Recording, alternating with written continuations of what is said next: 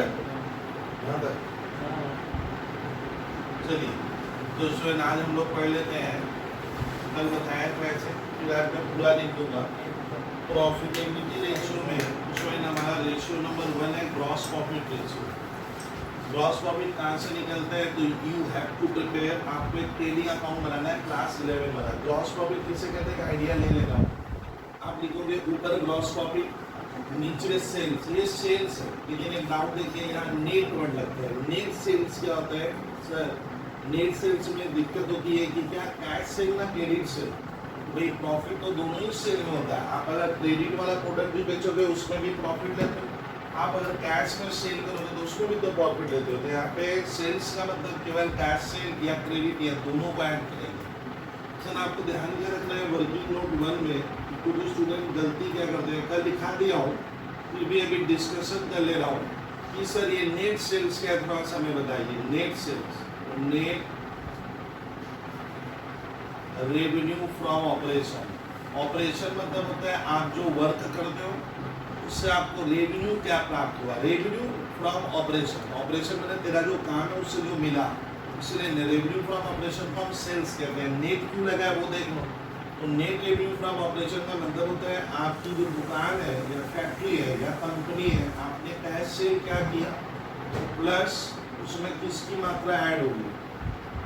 Credit sales. दोनों लोग cash और क्रेडिट करोगे तो आएगा सेल्स, टोटल सेल्स। और सेल्स रिटर्न लेस कर देंगे। सेल्स रिटर्न सर वो सेल है जो सेल हुआ ही नहीं, जो सेल हुआ ही नहीं होगा तो आप उससे सेल्स रिटर्न लेस कर देते हैं। तब आ जाता है सर हमारा सेल्स कितने का हुआ, ये सेल वाला फिगर आ गया। अब उस सेल पे प्रॉफिट क्या हुआ? तो एग्जाम्पल एक बनाया, मैंने बनाया था कल, वही बना दे रहा हूँ। मान लो एक स्टूडेंट कह रहा है सर ये फॉर्मूला मेरे पल्ले नहीं पड़ रहा है, तो वो आप समझे एग्जाम्पल ए। मान लीजिए एक जगह मैंने सेल्स लिखा और एक जगह मैं बहुत ध्यान से देखना ग्रॉस प्रॉफिट लिख रहा हूँ। सर नहीं समझ बता रहा। मान लो सर एक शॉपकीपर दुकानदार कहते हैं कि सर मैंने 1000 रुपये में सामान बेचा, तो 1000 में बेचे तब ना प्रॉफिट हुआ। तो मैंने कल बताया था मान लिया 1000 में मैं 200 रुपये प्रॉफिट कमा रहा हूँ, तो आपको सेल इधर लिखना होगा लेफ्ट हैंड साइड में, प्रॉफिट राइट हैंड साइड में। ये डिमांड फंक्शन की तरह इकोनॉमिक्स का मतलब मेरा प्रॉफिट कल बताए थे कि सेल्स पे डिपेंड है। जो डिपेंड होता है निर्भर, तो प्रॉफिट इस सेल्स पे डिपेंड है। ये ज़्यादा तो ये ज़्यादा हो जाएगा, ये कम तो शायद ये कम होगा। इस तरह जो डिपेंड है इधर जाएगा, यानी मेरा ग्रॉस प्रॉफिट सेल्स की मात्रा पे डिपेंड है। अब मैं क्या कहूँ अपने दोस्तों से, क्या कह रहा हूँ कि देख भाई 1000 में सेल क्या करता हूँ तो मैं 800 रुपया मुनाफा कमा लेता हूँ। वो 1000 के सेल्स में, ये सेल्स हुआ, ये 1000 में 200 कमाते हो। अब इसको आपको रेशियो में कैसे लाना है? तो एक पे क्या होगा? एक पे आप मैथ आप लोग सभी जानते हो, एक मतलब ये इससे कम है, 1 रुपये में प्रॉफिट कम होगा तो डिवाइड होगा। तो मैं लिखूंगा 200 बाई 1000। अब देखिए 200 ऊपर क्या आ जाता है ऑटोमेटिक, 200 है ग्रॉस प्रॉफिट। ये देखिए ऊपर ग्रॉस प्रॉफिट होगा और नीचे क्या जाएगा? नीचे जाएगा हमारा नेट। सिंपल वर्ड में आपको बोल दिया। ये देखिए ये सेल्स है, तो आप भूलना मत। अब आता है 100 में मैं क्या कमाऊंगा, ये हो गया परसेंट में बदलना। 100 में करने के लिए यहाँ पे जस्ट फॉर्मूला में इनटू लगा दो, gross profit by net sales into, और ये आंसर आपका परसेंट में आता है। यानी ये जो मैंने निकाला ये पर, लेकिन ये परसेंट में खतरा है। अब मान ले दोस्त मुझे पूछ रहा है कि भाई तुम 200 रुपया कमाया, कितना परसेंट में कितना कमा रहे हो? परसेंट तो परसेंट होगा 1000 में 200 रुपया कमाना। मोटी बात करें तो 200 क्या होगा भाई 1000 होगा, मतलब 200 रुपया आप कमा रहे हो कितने में? 1000 में। तो इंटू 100 करोगे, मैथ्स की तरह सर परसेंटेज में लाते हैं तो ये पक्का 20% होता है। यानी सर 1000 रुपये के सामान में कोई व्यक्ति कहता है कि मैं 200 रुपया कमा रहा हूँ, मुझे अपना प्रॉफिट क्या करो परसेंटेज में बताओ। तो आपको ग्रॉस प्रॉफिट स्टूडेंट परसेंट में बोलना है, रुपये में नहीं बोलना है कि मुझे 200 रुपये का प्रॉफिट हुआ है। तो प्रतिशत में क्या प्रॉफिट हुआ? ये हो गया 20% है। ऑन ए देखिए ये नई चीज पढ़ा दिया, ऑन सेल। बच्चे क्या करते हैं प्रॉफिट को खाली 20% लिखते हैं, 20% मत लिखो। आप ऐसे लिख दो कि मेरा प्रॉफिट जो है 200 रुपया। कहाँ कहाँ दिक्कत आती है? अब एक एग्जाम्पल 2 बनाऊँ ना, अब आपको कंफ्यूजन लेता हूँ कि कहाँ कंफ्यूजन आएगा। एग्जाम्पल 2, मेरे को एक दोस्त कह रहा है कि देख भैया मैं सेल्स 2000 रुपये में करता हूँ, अच्छी बात है, ये 2000 में सेल कर रहा है। और कहानी को समझो, 2000 रुपये में सेल किया है और मुझे बोला कि बबलू सर मेरा प्रॉफिट 400 रुपये होगा। अच्छा बताइए, कोई व्यक्ति अगर 2000 के सामान में 400 रुपया प्रॉफिट कर रहा है तो परसेंटेज में कितना हुआ? मैंने ये 400 रुपया 2000 का कितना परसेंट? अब उल्टी कहानी बताए। अब मेरे को मेरा वही फ्रेंड कह रहा है कि ना ना ना ना सर ऐसे सोचिए, तो मैं 2000 में सेल करता हूँ तो प्रॉफिट 400 का होता है, तो वो सामान कितने का है जिसको मैंने बेचा, वो सामान मेरे लिए कितने का है, उसको हम कहते हैं उस सामान का क्या? हाँ, हमारे लिए कॉस्ट क्या था, तो मेरे लिए वो 2000 का नहीं था। मैं तो 2000 में 400 प्रॉफिट लेता हूँ, तो उसका कॉस्ट क्या हुआ? यानी वो सामान मेरे लिए 1600 का रहा होगा। यानी मैं ऐसे भी कह सकता हूँ कि 1600 के सामान में 400 प्रॉफिट हुआ, या मैं उल्टा कहूँ, मैं 2000 में 400 कमाया, दोनों सही है, वर्डिंग दोनों सही है। लेकिन एक दोस्त कह रहा है कि देखिए सर मैं 1600 के सामान में 400 प्रॉफिट कर रहा हूँ, मतलब मेरा कॉस्ट 1600 है तब मैंने 400 कमाया। और एक कहने का नजरिया है मैं 2000 में 400 कमा रहा हूँ। अब देखो दोनों में दिक्कत क्या होता है, अब इसको परसेंट में निकालता हूँ। तो नॉर्मली हमारा सर बोर्ड क्या कह रहा है या नियम क्या कहता है, पहले सेल्स लिखो।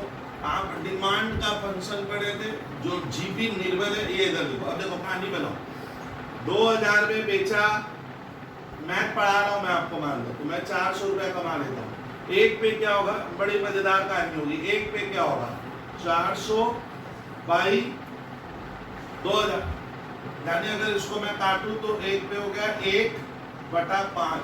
लेकिन 1/5 आपका गलत है मेरी नजर में। आपको ये क्या आपका प्रॉफिट कितना हुआ तब डागा ये 400 रुपया, ये 400 रुपया इस 2000 का कितना है, 2000 से निकालोगे तो कैसे आएगा, 2000 लिखने का और साथ में 1/5 करने का। यानी ये सर 400 रुपया इसका है 1/5। तो 1/5 क्या है, ये किसका 1/5? इसका नहीं, हाँ सेल्स का है। मैं ये चिल्ला रहा हूँ। अब एक कहने का एंगल दूसरा है, दोस्त कहता है ना सर आप सब उल्टा पढ़ाते हो बैठकर।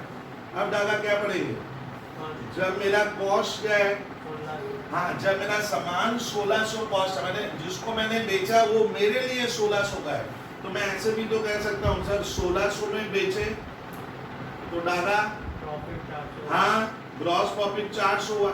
अब देखिए नजरिया देखिए, आप कहने का दो एंगल होता है। एक होता है मैं 2000 पे 400 कमाना, ये भी सही है। मैं उल्टा कहूँ तो मैं 1600 पे 400 कमाया, मैं ऐसे एरो बनाया, मैं 1600 रुपये में 400 रुपया कमा रहा हूँ। अब इसको निकालने जाएंगे तो क्या होगा, एक पे क्या होगा, देखिए कहानी बदल गई, 400 बाई 1600 मैंने 1/4। इसमें क्या आएगा, अभी ये 1/4 क्या लिखना होगा, ऑफ कॉस्ट। इशारा परेशान की वाली, मैंने आपको ये सिखाने की कोशिश कर रहा हूँ कि जो 400 रुपया प्रॉफिट होता है ये सेल से निकालोगे तो 1/5 हुआ, और अगर मैं 400 यहाँ से ढूंढूंगा तो क्या होगा, 1/4 होगा। तो इससे एक हमारा रिलेशन बनता है। रिलेशन मैथ्स में एक चैप्टर होता है, ये देखिए रिलेशन क्या बना, आप अपने दोस्तों से कहिए कॉस्ट का 1/4 अगर होगा, यानी यहाँ से मैं करूंगा तो 1/4 करूंगा। अगर यही चीज मुझे इससे निकालनी है तो 1/5 ऑफ सेल होगा, और दोनों का आंसर क्या होगा, सेम आएगा। मतलब मैं 2000 से निकालूंगा 400 का, 2000 इंटू 1/5 करो, यानी जो 1/5 ऑफ सेल होता है वो कॉस्ट का क्या हो रहा है, 1/6 नहीं, कितना 1/4 होता है। ये संपर्क देख लीजिए, यानी जो कॉस्ट का 1/4 है से, तो इसका सर आप कहना ये चाह रहे हो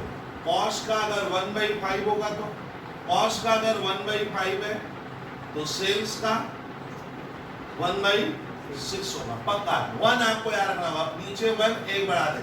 सर हल्का सा डाउट हो रहा है, लगता है ऐसा बार बार नहीं होगा, ये एक बार हो गया होगा ना, बार बार होगा।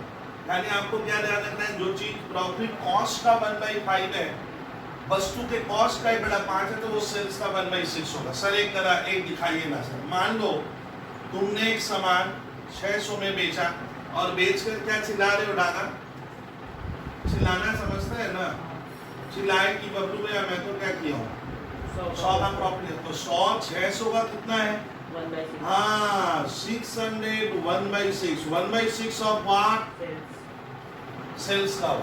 लेकिन इस सामान की लागत क्या है? लागत मतलब मेरे लिए कितने का था? अगर मैं 600 में 100 कमा रहा हूँ तो मैं अपने सर को या दोस्त को क्या कहूँगा कि देख भैया कॉस्ट 500 है, 500 पे 100 कमा लिए। अब 100 यहाँ से निकालेंगे तो डाटा 1/5 1 बाई क्या 5 ऑफ cost कॉस्ट ये दो। यानी जो चीज अगर आपको 100 यहाँ से निकालना है तो 1/5 करो और सेल्स से निकालना है तो यहीं पे फंस जाता है। यानी ग्रॉस प्रॉफिट में ध्यान रखना है कि अगर कुछ भी नहीं लिखता है ग्रॉस प्रॉफिट, कोई कहता है मेरा 20% हुआ है तो मेरी लड़ाई है 20% किसका हुआ भैया, किसका 20% कह रहे हैं तुम? तो हमारा सर नियम है WBIC CBSE में अगर कुछ भी नहीं लिखा है, खाली लिखा है ग्रॉस प्रॉफिट 20% हुआ है तो वो आपको हमेशा sales सेल का लेना होगा। मानना कि वो 20% सेल का है, कॉस्ट का नहीं है। ओ सर ये एक रिलेशनशिप तब बन रहा है। हाँ एक रिलेशन और बनाते हैं, एक रिलेशन और बनाते हैं, लेकिन अब फंस भी सकते हैं। देखा जाए मैंने एक सामान 550 में बेचा और दोस्तों को क्या कह रहा हूँ डाका क्या हुआ प्रॉफिट। मैं पूरा डिटेल में सिखाऊंगा आपको। 50 रुपया कमा दी। बोलिए 50 550 का कितना है? 50 अभी भी नहीं है भाई 550 कितना हुआ भैया 1/11 ऑफ सेल। यानी ये 50 रुपया है, अगर यहाँ से निकालोगे तो क्या करोगे? सेल का 1 आना बहुत जरूरी है 1/11। चलिए तो सर दादा कहाँ लगे? बोलिए बोलिए बोलिए cost सामान की मेरी लागत क्या है? ओ सर मैं तब क्या 500 में लाता हूँ 50 कमा लेता हूँ। अब बताइए 50 500 से निकालेंगे तो ऊपर प्रॉफिट और नीचे कॉस्ट। कॉस्ट कॉस्ट कितना है? ओ सर प्रूफ तो हो रहा है। क्या प्रूफ किए? जो चीज कॉस्ट की क्या 1/10 है वो सेल की 1/11 सर ऐसा क्या यूनिवर्सल होगा? हाँ होगा। यानी देखिए जो कॉस्ट का बेटा 4 होता है प्रॉफिट, वो सेल के नंबर से निकालोगे, सेल्स वाले रुपये से निकालोगे। दोनों रुपये अलग अलग है ना, कॉस्ट अलग है सेल, तो ऐसे चलता है। अब आता है 1 नहीं आएगा। एक छात्र बोलता है सर हमारे जो क्वेश्चन आएंगे 1 ही नहीं आया मेरा, 1 नहीं आएगा तो मैं क्या करूँगा? रास्ता देखते हैं, देखा जाए रास्ता। मान ले कॉस्ट मेरा 1000 रुपये है, मैं उल्टा पढ़ाऊंगा, और मैंने प्रॉफिट कमाया है 200 रुपये 200 तो मैंने उस वस्तु को कितने में सेल किया? 1200। अब मैं एक दोस्त को पूछा बोल 1000 में क्या कमा रहे हैं दादा? हम 200 कमा। तो दोस्त क्या कह रहे हैं? 200 बाई 1000 1/10 मैं 1 नहीं ला रहा हूँ तो मैं 200 बाई 1000 ही रखता हूँ। 200 बाई 1000 ही रखे भाई। मैं क्या कमाया? 1000 रुपये में 200 कमाए। तो एक पे क्या होगा? मैथ जानते हो, इकोनॉमिक्स जानते हो, तो 200 बाई 1000। सर इसको काटेंगे ना, रखते हैं ऐसे ही रख देते। अब देख लो धागा बोलिए उल्टा क्या है? उल्टा उल्टा का ये कि 1200 में बेचा तो 200 कमाया, तो 200 बाई 1200 माने ये नंबर क्या है? 1/5। मैं 1 लाया आप काट, और इधर क्या हुआ? 1/6। तो आपको ध्यान क्या रखना है कि जो चीज सर कॉस्ट का क्या होगा? बोलिए 1/5 होगा कॉस्ट का, वो सेल का कितना होगा? वो तो 1/5 को अगर मैं ऐसे लिख दूं तो सर जो चीज आप मेरा कहानी सुने, मैं पढ़ा रहा हूँ 20/100 तो वो सेल्स का मैं ऐसे भी लिख सकता हूँ 20/120। यानी जो चीज 20/100 मैंने बड़ा 5 मुझे चाहिए क्या? 1/6। तो आप ऐसे भी तो रिप्रेजेंट कर सकते हो, वह 20/120 मैंने 1/6। सर एक और वैसा बता दो तो लाभ देके मैं मिटाऊं, उनको लिख लेना। अब आ रहा है मान लीजिए प्रॉफिट बड़ा अटपटा टाइप ऑड टाइप का। मान लीजिए एक दोस्त कहता है कि मैं सर प्रॉफिट कमाया हूँ कॉस्ट का 18%। बोलिए वो सेल्स का कितना होगा? ये फंस गए 18% बने हमारे देश में 18/100 होता है। 18/100 व्हाट? अब इसको 1 में नहीं आएगा, ऊपर 1 नहीं आएगा, तब इसको तोड़ो मत, तब वो सेल्स का करोगे तो क्या आ जाएगा मालूम है? 18/118 ऑफ सेल्स। जैसे इसमें किया था 20/100 में ये 20 ऐड कर दो तो ये 18 मैंने किस में ऐड कर दिया? तो जो चीज अगर डागा अगर दिखता है प्रॉफिट मेरा 18% ऑफ कॉस्ट है तो सेल का कितना होगा? 18/118। 18 बाई 100. सर एक और मान लीजिए प्रॉफिट बोला है आपका 3% ऑफ कॉस्ट है, 3% ऑफ कॉस्ट है, तो सेल का क्या होगा? 3 by 100. हाँ 3/100 3 ऑफ सेल्स होगा। वो आंसर एक ही आएगा, तुम कॉस्ट से निकालो या किससे निकालो? सेल से निकाला। आपका ध्यान से देखिए, यहाँ फंसोगे क्योंकि 3 में 1 नहीं आता है, तो ये मैंने चीज सिखाई। दूसरा में जानना है कि सर रेवेन्यू फ्रॉम ऑपरेशन किसको कहते हैं? ऑपरेशन मैंने आपका जो काम है, मुख्य काम, उससे रेवेन्यू मैंने सेल किया, तो इसका दूसरा नाम क्या होता है? सेल। सेल हम जानते हैं cash cell plus credit sale कहीं लिखे थे, और माइनस सेल से। लेकिन बच्चा कह रहा है सर मैं ग्रॉस प्रॉफिट नहीं समझता हूँ, तो इसमें जरा सोचिए, ग्रॉस प्रॉफिट के लिए आपके पास 2 रास्ते हैं। रास्ता नंबर 1 तो मैं यहाँ सिखाऊं सर ग्रॉस प्रॉफिट कैसे निकालेंगे अगर स्कूल के पेपर में नहीं देते हैं। तो ग्रॉस प्रॉफिट का सीधा सिंपल सपाट तरीका के जो बच्चे अकाउंट्स नहीं समझते, दिल चाहिए अकाउंट्स के लिए तो वो समझ नहीं पाता है, तो उनको हम लोग बोलते हैं तुम लोग स्कूल में क्या बना लो? Trading account. अब आते देखिए, मैं आप ट्रेडिंग अकाउंट में कहानी बताऊंगा कि ग्रॉस प्रॉफिट में एक्चुअली आपको क्या क्या ध्यान रखना है। पहले मेरे पास मैं ओपनिंग स्टॉक लिखता हूँ। प्रशांत तिवारी ओपनिंग स्टॉक हम क्यों लिखते हैं भैया? किस खुशी में सर, किस खुशी में लिखे? तो ये लास्ट ईयर बच गया था, तो इस साल डाला, सेल करेंगे। इस साल मैंने, बोलिए जरा मुंह खोलिए। Current year. हाँ करेंट ईयर में मुझे सर ये सामान बेचना है, तो जो बेचना है पहले इसको लिखो। तो मैं मान लेता हूँ मेरे पास ओपनिंग स्टॉक, ध्यान से देखिए, 10,000 का है, इसको मुझे क्या करने का है? इस साल सेल करना। बेचेंगे सर, और नहीं बिकेगा तो, अरे नहीं बिकेगा तो फिर ये सेल करना। क्लोजिंग स्टॉक में आ जाएगा, यहाँ फिर आ जाएगा, प्रॉफिट नहीं होगा बाई क्लोजिंग स्टॉक। इसीलिए ओपनिंग स्टॉक हम ट्रेडिंग अकाउंट में डाला क्यों लिखते हैं? जरा खोलिए, मुंह खोलिए। हम ये सोच के लिखते हैं कि ये सामान अभी बिकेगा, तब ना इधर, और मैं बिकेगा उसका यहाँ कुछ लिखूंगा ही, खाली बेचना लिख दूंगा, तब तो प्रॉफिट डगमगा जाएगा, गलत हो जाएगा। तो प्रॉफिट मेरा सही तभी आता है जब ये लास्ट ईयर वाला स्टॉक आप लिखो। क्यों लिखे? दोस्त पूछा, फ्रेंड पूछा, घर में मम्मी पापा पूछे क्यों लिख रहे हो? पापा ये बिकेगा भैया इधर, तो इधर प्रॉफिट तभी ना सही आएगा। जिसको बेचे वो शून्य का तो है नहीं, उसका कुछ कॉस्ट है, और नहीं बिकेगा तो चलिए नागा फिर खाली ना बात कीजिए, इसको बेचने से काम चलेगा ना सर? दुकानदारी खाली ओपनिंग स्टॉक। नए साल में भी तो मैं, मान लीजिए मैं नए साल में 1 लाख का सामान और खरीदा, अब मैंने दोस्तों से पूछा बोल 1 लाख का क्या होगा? 1 लाख भी बेचेंगे? ओ सर तब बेचने लायक क्या हो गया? 1 लाख। यानी आप इस साल कितने का सामान बेच सकते हो? 1,10,000 का। अब जब परचेज करने गए तो क्या गया? कुछ आपका डायरेक्ट खर्चा रहता है। एक छात्र को मालूम ही है रेशियो में, तो सर ये डायरेक्ट खर्चा किस चीज का नाम है? डायरेक्ट खर्चा वो खर्चा है जो हम ट्रेडिंग में लिखते हैं। मान लीजिए इस गुड्स को लाने में मेरा डाला 10,000 रुपया लग गया, तो माना जाएगा ये गुड्स कितने का हुआ? 1,10 का सामान है, तो बेचने के लायक कितना हो गया? 1,10, 1,20। हाँ 1,20 आप बेच सकते हो। अब आपका कुछ वेजेस लगा होगा, वेजेस तब लगता है कि जो सामान लाए, मान लीजिए दुकान में, तो रखेगा कौन? दुकान के भीतर बाबू थोड़ी रखता है। तो मैंने एक वर्कर को बोला है सामान सब क्या कर, दुकान में उतार, गोडाउन में रख, तो मजदूरी मांग रहे, बोलता है सर मजदूरी दीजिए, सामान उतार के रखेंगे, उसका मजदूरी है मान लो 10,000। तो मालूम है इसका मतलब क्या होता है? कि इसका मतलब है हम जो 11 में ट्रेडिंग अकाउंट बनाए, आप इधर जो लिख रहे हो ये सामान का क्या हो जाता है स्टूडेंट?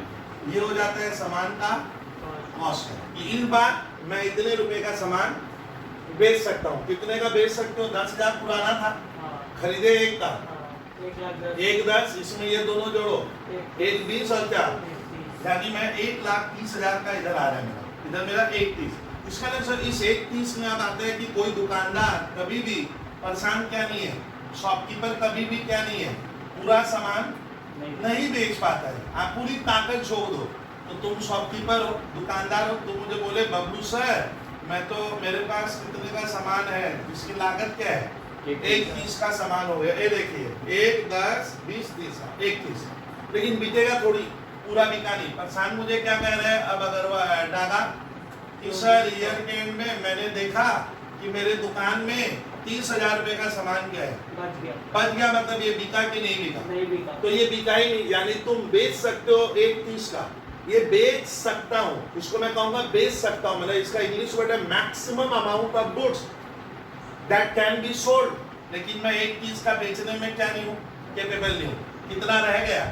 30 रह जाएगा। दोस्त यार क्या कहेगा? 1 लाख। भैया तुम तो तब 1 ही लाख का बेचा, तो 1 लाख का सामान मैंने इस बार क्या कर दिया, सल्टा दिया। तो 1 लाख क्या है, 1 लाख सेल नहीं है, 1 लाख उस सामान की क्या है, लागत है। अब आता है, मान लीजिए आपको स्कूल में दे देगा, इस साइड गर्ल्स आपको थोड़ा ध्यान से सोचिए, आपको स्कूल वाले क्या दे देंगे, क्लोजिंग स्टॉक दे देगा। तो क्लोजिंग स्टॉक यहाँ लिख दो, कितना, 30 मेरे एग्जांपल में मैंने क्या लिया भैया, 30,000 30 लिया। ये इधर क्यों लिखे, तो इसका मतलब है इधर मेरे पास कितने का सामान हुआ, 1 30 में से 30 बच गया। अब घटाकर जो बचता है गर्ल्स, यहाँ जो बचा फिगर है वो है 1 लाख रुपया। थोड़ा ध्यान से वक्त देना पड़ेगा।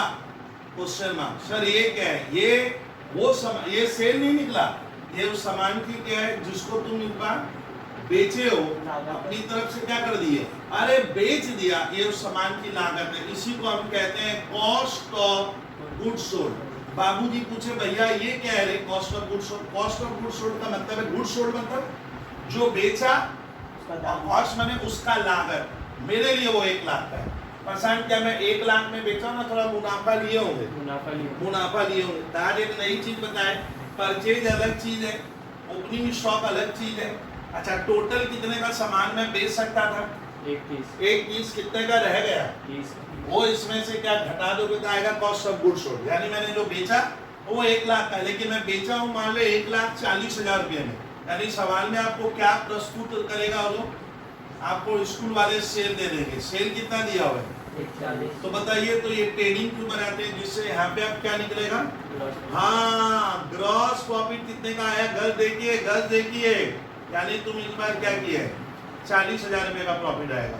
ये हमें ट्रेडिंग अकाउंट बनाना पड़ता है। कब, जब मुझे ओपनिंग स्टॉक दे देगा, परचेज दे देगा, कैरेज दे देगा, वेजेज दे देगा, ये दे देगा। तो बच्चे को मैंने बोला पहले ग्रॉस प्रॉफिट रेशियो निकालेगा, पहले ग्रॉस प्रॉफिट ही। अब बताइए मैं सेल कमाया कितना परसेंट, 40,000 कितने पे, ये देखिए इन दोनों डाटा का आपस में क्या बन रहा है, एक तो रिलेशन बन रहा है। ये रिलेशन, इसी को रेशियो कहते हैं। रेशियो जब भी बनाते हो रिलेटेड आइटम में, रिलेटेड मतलब तुम अपने दोस्त यार को क्या कहना कि मैं 1,40,000 में बेचा, तब मैंने 40 कमाया, तो कितना परसेंट कमाए, तो मैं लिखूंगा 1,40 में 40,000 कमाए। एक में क्या होगा, एक में आप करोगे तो ऊपर आएगा ग्रॉस प्रॉफिट, पहले ये वाला संख्या ऊपर जाएगा, नंबर्स 40,000, नीचे क्या आएगा, 1 लाख इंटू 100 कर देना, हो गया। लेकिन मैं क्या, ये सब कब बनाने का है, जब सामान में डाला तो ये गायब है। अच्छा, कभी कभी ग्रॉस प्रॉफिट दे देगा, क्या नहीं देगा, तो क्लोजिंग स्टॉक इधर मिसिंग फिगर में आएगा। कभी कभी ये है, क्या रह गया, तो आप ट्रेडिंग अकाउंट बना के निकाल लेना। और ट्रेडिंग अकाउंट नहीं बनाना चाहते हो तो आप ओरली जो मैंने बोला कि जो मैं सामान बेचा कितने का था, बस ये समझे। तो ये हमारा हो गया सर ग्रॉस प्रॉफिट रेशियो, कल इसकी चर्चा किए थे। लेकिन ग्रॉस प्रॉफिट रेशियो एक्चुअली है क्या, बताऊंगा। हर व्यक्ति स्टूडेंट क्या करता है, अपना परफॉर्मेंस देखता है। परफॉर्मेंस समझते हो, परफॉर्मेंस मतलब मैं परफॉर्मेंस कैसा दे रहा हूँ। तो परफॉर्मेंस समझा जाता है कि आप कितने के सामान को क्या करते हो, खरीद कर लाते हो और उसे क्या करते हो, कितने में बेचते हो। अगर आपका यही परफॉर्मेंस क्या है, कल पढ़ाई थे, अगर खराब है तो मान लेंगे ऐसे बिजनेसमैन मुनाफा नहीं कमा पाएंगे। कहने का मतलब है जिनका ग्रॉस प्रॉफिट का परसेंटेज बहुत कम आ रहा है, तो डागा उस कंपनी में आप मुनाफा कैसे कमाओगे। बंदा ग्रॉस प्रॉफिट ही नहीं कमा पा रहा है। मान लो ये मार्कर पेन बब्बू सर 20 रुपये में लाते हैं और 20 का लाकर 22 में बेचते हैं, तो मैं कितना कमाया, 2 रुपया। देखिए 20 से सोचूंगा, 20 पे 2 कमाए, तो मेरी वाइफ कहती है भैया आप तो 10% का बिजनेस कर रहे हो। तो 10% देखा जाए तो बहुत क्या है, कम है। क्यों बोलिए तो कम क्यों है, मैं खाली परचेज सेल में 10% कमा रहा हूँ। अभी मेरा पीएल अकाउंट बाकी है, पीएल में बहुत से सारे इनडायरेक्ट कॉस्ट आते हैं। तो मेरा तो जीपी में अगर ताकत नहीं है तो मैं अपना इनडायरेक्ट खर्चा क्या नहीं कर पाऊंगा, झेल नहीं पाऊंगा। तो एनपी तो बहुत क्या होगा, कम या माइनस में चले जाओगे। इसीलिए आपका जीपी हमेशा क्या होना चाहिए, ज्यादा होना चाहिए। जीपी बताता है आपकी परचेज सेल में कमाने की ताकत क्या है, क्षमता कितना है, परचेज सेल में आप क्या कमा रहे हो। सीधी बात ये सोचिए, अगर ये प्रॉफिट मेरा अच्छा आता है प्रतिशत भाई, तब ना तुम्हारे पास नेट प्रॉफिट कुछ बचेगा। नेट प्रॉफिट में तो और खर्चा आएगा। तो दूसरा प्रॉफिटेबिलिटी रेशियो क्या है, एक होता है ग्रॉस प्रॉफिट, कहानी खत्म। अच्छा, ग्रॉस प्रॉफिट में आपको कोई भी फिगर मिसिंग रहे तो कृपया उसको निकालने की क्या करना, कोशिश कर लेना। कल डिस्कस कर दिए थे। दूसरा प्रॉफिटेबिलिटी रेशियो है हमारे सिलेबस में रखा है। चलिए दूसरा यहाँ ले लेता हूँ। अब मेहनत कम है, धीरे धीरे मेहनत कम हो जाएगी सर की। आपको बोलेगा नेट प्रॉफिट रेशियो निकालो। बच्चे कहते हैं ग्रॉस प्रॉफिट और नेट प्रॉफिट क्या है? ना भैया, गलत कह रहे हैं। नेट प्रॉफिट रेशियो क्या होता है कि आपके पास ओवरऑल प्रॉफिट क्या हुआ। नेट प्रॉफिट रेशियो में हम सारा प्रॉफिट लेते हैं। सारा का मतलब है दुकानदार सामान बेचकर क्या कमाया, शेयर मार्केट भी कर रहे हैं, उससे भी 2 पैसा कमाए। म्यूचुअल फंड में भी क्या कर लिए, 2 पैसा कमाए। बैंक से मुझे एफडी का क्या हुआ, इंटरेस्ट मिला। सारा जोड़कर क्या कमाया, तो सारा जोड़ेंगे तब आता है नेट प्रॉफिट। इसीलिए नेट प्रॉफिट के लिए हमें क्या करना पड़ता है, अकाउंट्स में चले पहले फॉर्मूला में बहस नहीं करेंगे हम। ऊपर क्या आएगा, जो निर्भर है, जो डिपेंड है वो ऊपर, यही तो नेट प्रॉफिट, और नीचे क्या, सेल्स। वही कहानी, सेम कहानी छापने का, खाली ऊपर नेट प्रॉफिट होगा। नेट प्रॉफिट ग्रॉस प्रॉफिट से नॉर्मली क्या होता है, कम होगा। तो ये परसेंटेज आपका क्या होगा, थोड़ा सा कम है। अब इसमें बहस नहीं करूंगा। सेल्स क्या होता है सर, आप दोनों में प्रॉफिट लेते हो, कैश सेल हो या डागा। तो इसका ना यहाँ पे सेल का मतलब cash cell plus credit sale minus. अच्छा, नेट प्रॉफिट जो पीएल में आता है। अब छात्र बोलता है सर मैं नेट प्रॉफिट निकाल नहीं पाता। नेट प्रॉफिट मैंने आपका शुद्ध मुनाफा क्या हुआ। तो नेट प्रॉफिट के लिए आपको डागा पहले एक पीएल अकाउंट बनाना पड़ सकता है। अगर ना दे पीएल कैसे, आजकल पीएल नहीं बनता, मैं शेड्यूल की में पढ़ा दूंगा आपको। स्टेटमेंट ऑफ पीएल आ गया, हो जाएगा। पहले इधर पकड़ कर क्या लाओ, किस दोस्त को लाओगे, पहले ग्रॉस प्रॉफिट आपने जो कमाया वो तो लिखे।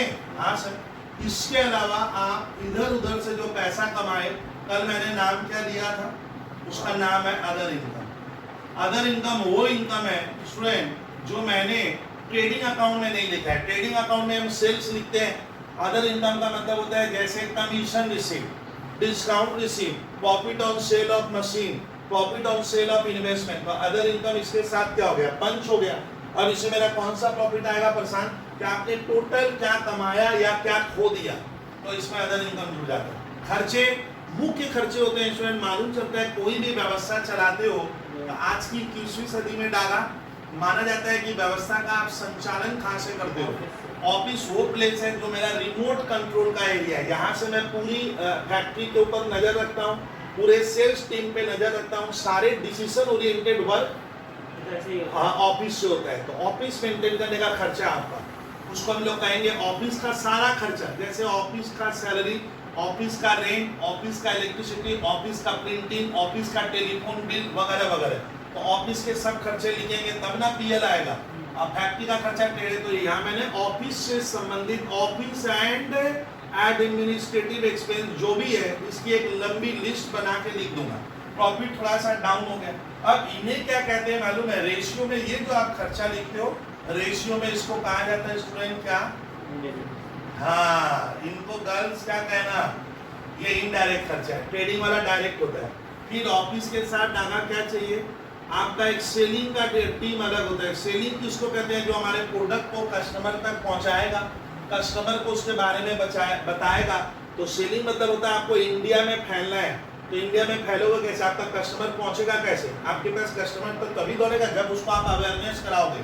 तो आप एक सेलिंग की टीम बना के रखे हो, इसमें भी 50-60 स्टाफ नौकरी करते हैं। इनका काम है प्रोडक्ट का डिमांड क्या करना, क्रिएट करना, बढ़ाने के लिए मैंने टीम बनाई है। ये लोग होता है सेलिंग का टीम। तो इसके पीछे जो खर्चा लगा मान ले वो क्या हो गया, सेलिंग एक्सपेंस हुआ। ये भी आपका प्रॉफिट को डाउन कर देगा। फिर होता है सामान को, आज के जमाने में प्रशांत हमें मालूम है कि सामान हमें कस्टमर के क्या घर पहुंचाना पड़ता है। जैसे ऑनलाइन सिस्टम, अब ऑनलाइन में देखिए अभी कुछ टीचर सर कोशिश में लगे हुए हैं कि आने वाले 1 साल बाद वो आपको प्रोडक्ट 2 तरह से बेचेगा कोचिंग लाइन में। ऑनलाइन मतलब ले भैया मेरे घर में आ गया है, ये मेरा एक तो रिकॉर्डेड क्लास है, पेन ड्राइव में 120 तो क्लास है, 4000 रुपया देके घर ले जाओ, तुम देखेगा ना प्रिंट, मुझे मतलब नहीं है। तो डागा इसका मतलब क्या हो गया, उस ऑनलाइन को क्लास को मैं कस्टमर के क्या कर रहा हूँ, घर तक पहुंचाने चलेगा। तो इसमें मेरा खर्चा और बढ़ जाएगा। तो ऑनलाइन का रिकॉर्डिंग का खर्चा बढ़ेगा, फिर उसको पहुंचाने का खर्चा बढ़ेगा। फिर उसमें सर जो आपको पेन ड्राइव के साथ देते हो, तो पेन ड्राइव का भी तो 500-1000 रुपया दाम है, उसमें तो 120-30 क्लास है। तो ये हो गया, मान लो इस तरह के खर्चे को क्या कहते हैं, डिस्ट्रीब्यूशन एक्सपेंस। तो अब घटा के, अब इसके अलावा बिजनेस में हादसा रोज लगा रहता है। हादसे की वजह से कभी कभी हम डागा लॉस खा जाते हैं। हादसा हो गया भैया, बाढ़ आ गई, जैसे बिहार में भी फ्लड है, आसाम में फ्लड है, मेरा करोड़ों का लॉस हो गया, मेरा कैश चोरी हो गया, मैं कोई सामान बेचा, मशीन बेचा, लॉस खा गए, तब क्या कहना? अब इधर मेरा मुनाफा, इधर मेरा ये खर्चा, अब खर्चे मान लीजिए कम है और इधर वाला थोड़ा सा ज्यादा है, तब बचेगा क्या? तब बचता है नेट प्रॉफिट। अब मजेदार कहानी पढ़ाऊंगा जो कोई नहीं जानता है। ये जो नेट प्रॉफिट है, इस नेट प्रॉफिट में एक दिक्कत है कि हमारे देश के सर, हमारी देश की सेंट्रल गवर्नमेंट कहती है भैया ये नेट प्रॉफिट तेरा गलत है। क्यों भैया? मैं सेंट्रल गवर्नमेंट को पूछा काहे का गलत? यही तो नेट प्रॉफिट मैंने सारा खर्चा हो गया। बोलता है हमें दो, हम भी लेंगे। ओ तो इसका ना परेशान, यहाँ पे हमें सरकार को क्या करना है? टैक्स का भी जो रुपया देंगे उसके लिए भी व्यवस्था करनी पड़ती है, इसको कहा जाता है प्रोविजन फॉर टैक्स। अब मेरा मुनाफा क्या बचेगा? डागा बता, अगर मैं टैक्स नहीं लिखूंगा तो नेट प्रॉफिट मेरा ज्यादा आएगा और टैक्स लिखेंगे तो कम आएगा। दोस्त पूछता है टैक्स क्यों लिखा? तो टैक्स हमें सेंट्रल गवर्नमेंट को क्या करना है? अंत में देना पड़ता है। ये आप नेशनल इनकम में पढ़ोगे, अब एकदम अंत में आता है। ऐसे नहीं कि मोदी जी बोलते हैं टैक्स पहले दे दे, बाद में ऑफिस बाद में देखना, ऐसा नहीं। लास्ट खर्चा कौन सा है? टैक्स का। अच्छा इंटरेस्ट का है सर, इंटरेस्ट भी तो देना पड़ता है।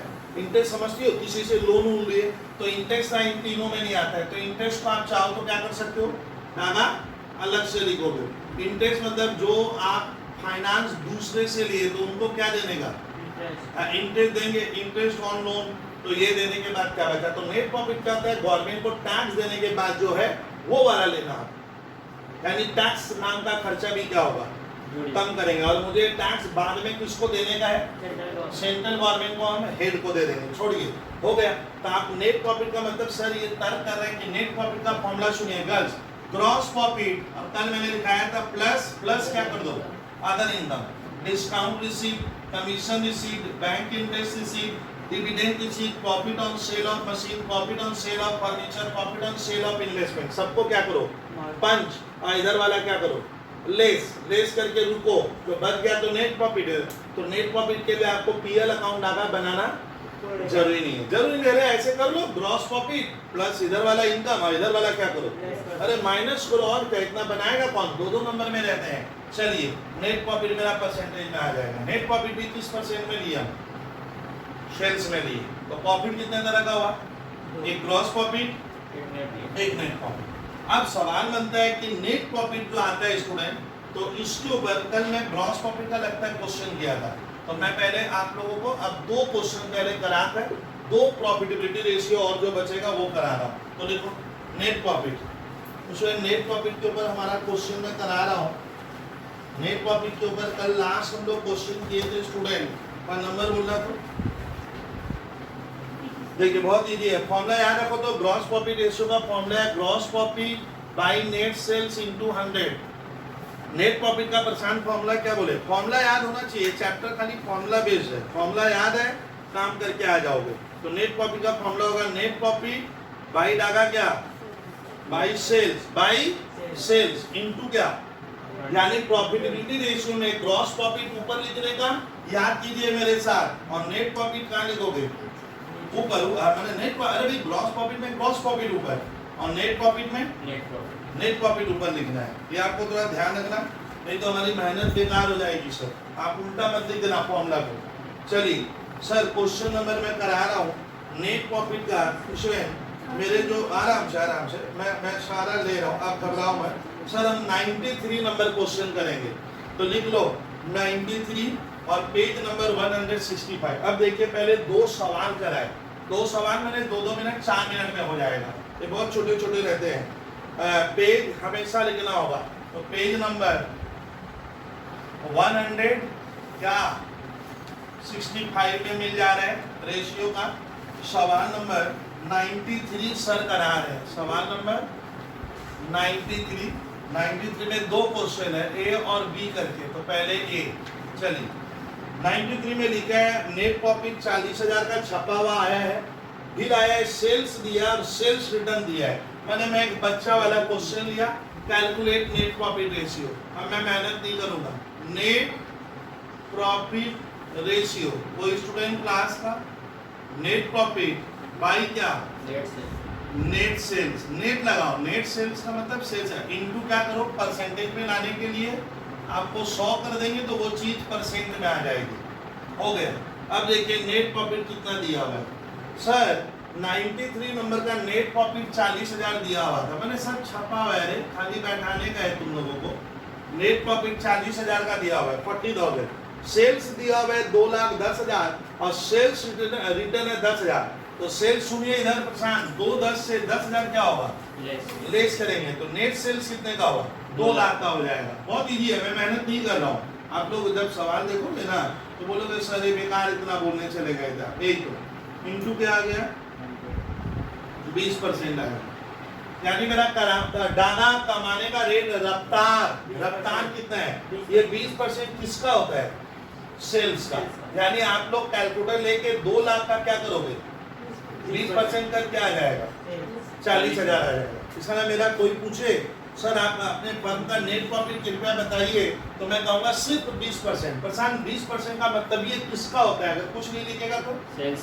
मैंने यही पाया। अच्छा 20% मैंने 1/5 अरे 1/5 ऑफ सेल तो कॉस्ट का क्या होगा 1/4। ये थोड़ा टफ चीज पढ़ाया हूँ, मैथ में भी बहुत जल्दी पढ़ाते हैं, सब टेक्निक है, जल्दी करने का छोड़िए। सर आप करा दिए 93 का ए, तो क्यों ना आप सर 93 का बी कराइए, अब भी मजेदार है, थोड़ा सा बेहतर क्वेश्चन लग रहा है, उससे बेहतर है। चलिए 93 का बी उधर ही रेंज नहीं कर रहा हूँ, आप खाली बनाओ। देखिए 93 के बी में मैं देखा हूँ लिखा है कैलकुलेट, सुनिए पहले, net profit ratio up to 2 decimal. ये अप टू 2 डेसिमल मतलब होता है दशमलव के बाद आपको 2 फिगर क्या करना है दिखाने बोल रहा है स्कूल वाला। तो आपको मान लीजिए मेरा जीपीआर है 20.378965442, तो आपको क्या करना है डेसिमल के बाद कितना 2 घर क्या करना है दिखाने बोलता है, यहाँ नंबर कटता है तो 2 घर दिखाएंगे। 2 घर में 3-7 लिखो ना 3-8 कर दो, 3-8 कर सकते हो, इतना आप समझते हो, इसके लिए आप समझ। लेकिन आप इन सब चीजों को पढ़ लेना, आप ऐसा नहीं कि डेसिमल को हटा दोगे। चलिए सर सर ग्रॉस प्रॉफिट दिया है, salary, interest, gain, revenue from operation, इस तरह का सवाल है, बड़ा मजेदार है। एक चार्ट बोल रहा है सर ये बी नंबर का नेट प्रॉफिट निकलेगा नहीं, देखे कैसे निकाल दे रहा हूँ, net profit ratio, formula repeat करो, नेट प्रॉफिट बाई क्या निकलेगा हाँ चलिए नेट सेल्स। लेकिन मालूम है आजकल जो बच्चे पूरा नंबर लेना चाहते हैं वो सेल्स नहीं लिखेंगे, नया वर्ड क्या आ गया कंपनी में 2013 में वर्ड आया है सेल्स की जगह रेवेन्यू फ्रॉम ऑपरेशन। अच्छा यहाँ पे कौन कौन सा सेल, कैश वाला ना क्रेडिट वाला ना दोनों, हाँ दोनों विद्यार्थी इंटू 100। बहुत समय दे रहा हूँ, धीरे धीरे करा रहा हूँ, कैलकुलेटर हाथ में रखिए। चलिए सर नेट प्रॉफिट तो दिया नहीं है, अब देखिए डागा थोड़ा सर को आज देखेंगे। नेट प्रॉफिट का फॉर्मूला होता है ग्रॉस, उधर से ग्रॉस प्रॉफिट ले लीजिए, मैं वैसे नहीं बताऊंगा सर। ग्रॉस प्रॉफिट में क्या जोड़ेंगे अदर इनकम, अदर इनकम में लिखा है सेल ऑन फर्नीचर पे प्रॉफिट हुआ था तो प्लस गेन मैंने मुनाफा होना ऑन, ये प्लस होगा ना माइनस। अब यहीं पे बच्चे हमारे कुछ रटते हैं जो रियल में समझते नहीं है, सर करते हैं ना डागा ये ऐड होगा ना लेस, उधर वाला आइटम है, अरे पीएल के तो उधर वाले तो क्या होगा ऐड कर दीजिएगा, सही बोले। माइनस सैलरी, सैलरी हमारा सर नित्य प्रतिदिन का खर्चा है, तो एक तो सैलरी इस सवाल में मैं देख रहा हूँ दिया हुआ है। इंटरेस्ट ऑन डिबेंचर, ये आप लोगों को मैं अभी मैंने बोला था कि मेरा अगले महीना रोज क्लास आजकल लेंगे एवरी डे, तो कोर्स बहुत हद तक मैं भगा लूंगा सर। तो देखिए इंटरेस्ट ऑन डिबेंचर खर्चा होता है सर, आप घबराइएगा मत, इसको घटा दीजिएगा, हो गया। ग्रॉस प्रॉफिट की मात्रा है सर सवाल में 80,000 लिखते हैं सर। फर्नीचर बीच में हमारा मुनाफा हुआ है 2,000, तो 2,000 ऐसे एकदम मैं ठीक ठीक लिखने की कोशिश कर रहा हूँ। सैलरी नाम का खर्चा लगा है इस फर्म में, इस कंपनी में 30,000 का, और इंटरेस्ट ऑन डिबेंचर क्या होता है जिनसे मैं लोन लिया हूँ उनको मैं ब्याज दिया हूँ 5,000। ये ब्याज मेरा प्रॉफिट का दुश्मन है, प्रॉफिट में गिरेगा भाई, प्रॉफिट कम होगा, प्रॉफिट बिकम्स लेस। कीजिए तो कितना हुआ, कितना बोलिए 40, हाँ मुझे तो भाई आंसर चाहिए 47। चलिए यहाँ छापो 47 इन द नेट प्रॉफिट बटा सेल्स। सर सेल्स दिया हुआ है मालूम है, गर्ल्स घबराओ मत, रेवेन्यू फ्रॉम ऑपरेशन सेल्स मैंने देखा है सवाल में, जिसने सवाल दिया 4 लाख दिया हुआ था, इंटू 100 कर दो और इसका परसेंटेज कर दो 11 पॉइंट, एक छात्र देखेगा 75% हो गया। कीजिए कीजिए सर, वक्त दे रहे हैं, सर वक्त दे रहे हैं, आप 2 मिनट रह के कीजिए, 2 मिनट रह के कीजिए। ये 93 का था सर, नेट प्रॉफिट।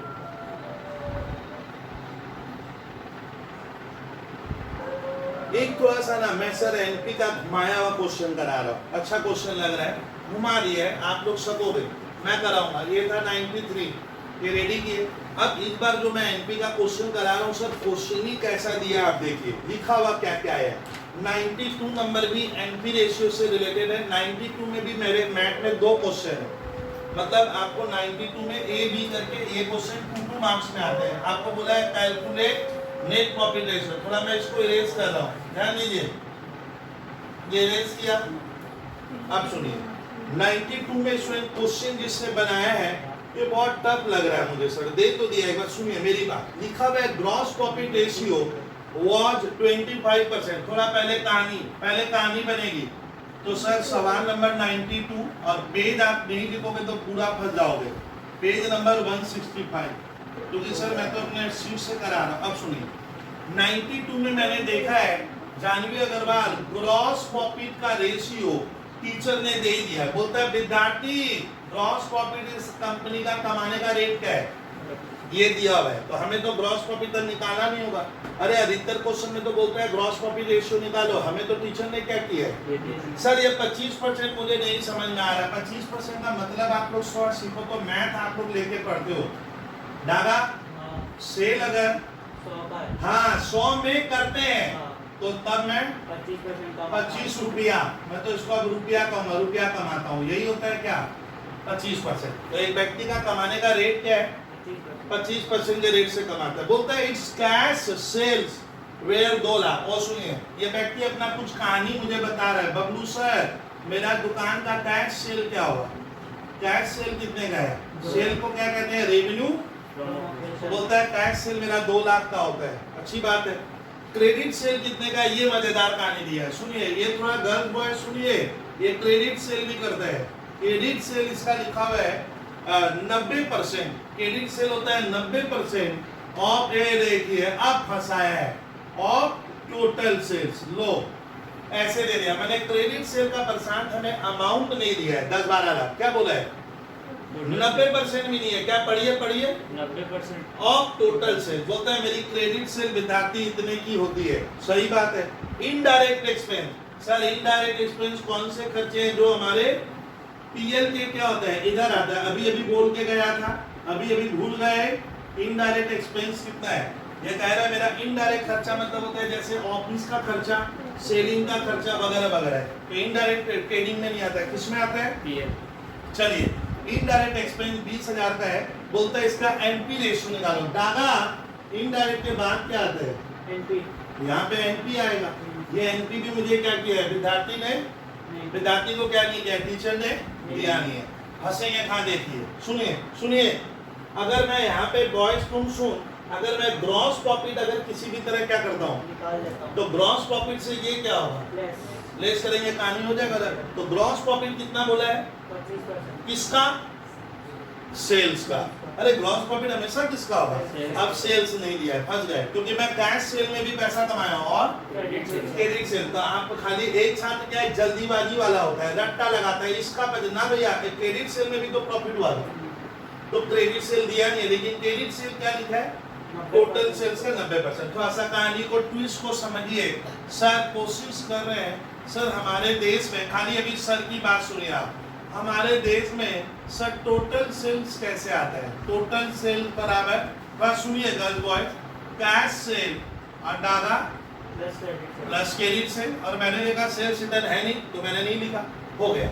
इसकी जगह आप लोग लिखोगे रेवेन्यू फ्रॉम ऑपरेशन, इसकी जगह रेवेन्यू फ्रॉम ऑपरेशन रेवेन्यू, तो ये तो मैं लिख ही सकता हूँ। और डागा जरा बात कीजिए, टोटल सेल्स नहीं दिया है, बोलिए भैया नहीं, बोलिए जरा मुंह खोलिए सर, टोटल सेल्स नहीं दिया है। कैश सेल कितना है 2 लाख। अब कहानी सर का सर मान लेते हैं टोटल सेल्स x रुपए का होगा, कितने का x तब मैं क्या, तो मान लेते हैं टोटल सेल, थोड़ा इसमें वक्त दूंगा मैं, टोटल सेल्स मेरा x का है रुपीज, अब बताइए कैश सेल कितने की है डागा? 2 लाख 2 लाख हम यहाँ आसानी से लिख सकते लिख हैं। सकते। आप सुनिए प्रशांत बोलिए क्रेडिट सेल क्या बोला है? 4 बार 5 बार 10 बार पढ़िए। क्रेडिट सेल है 90% ऑफ टोटल सेल्स। मैंने टोटल सेल्स क्या माना? 100 या वहां पे याद है टोटल सेल्स की मात्रा है मान लो X रुपया। ये बच्चे मैथ जिनका वीक है उनके लिए बहुत टफ है सब, उसके लिए टफ है। और टोटल सेल्स मैंने क्या सोचा है? X और क्रेडिट सेल क्या है? उससे इससे टोटल सेल्स का क्या है? 90%। 90%। तो क्रेडिट सेल की जगह आप पहले उतारो मत, छापो मत, पहले सीखने की कोशिश करो। X गुना 90%। 90%। अब इसको मैं धीरे धीरे सॉल्व करूंगा, बच्चे की तरह सॉल्व हो जाएगा। चल लेकिन आप लोग क्या रटने में माहिर हो, रटो मत, पहले देखो। तो डागा टोटल सेल्स बराबर cash cell plus credit sale. Cash cell की मात्रा कितनी है? 2 लाख। क्रेडिट सेल कितना है? 90% ऑफ टोटल टोटल सेल्स को मैंने मन मन में क्या सजा लिया? X। एक्स। यहाँ लिख दीजिएगा, मान लेते हैं लेट द टोटल सेल्स दिया है। अब कहानी आगे कल देखो तो एक्स बच्चा बन जाओ 2 लाख सर ये x इंटू 90%। 90% को हमारे देश में हम क्या कहते हैं?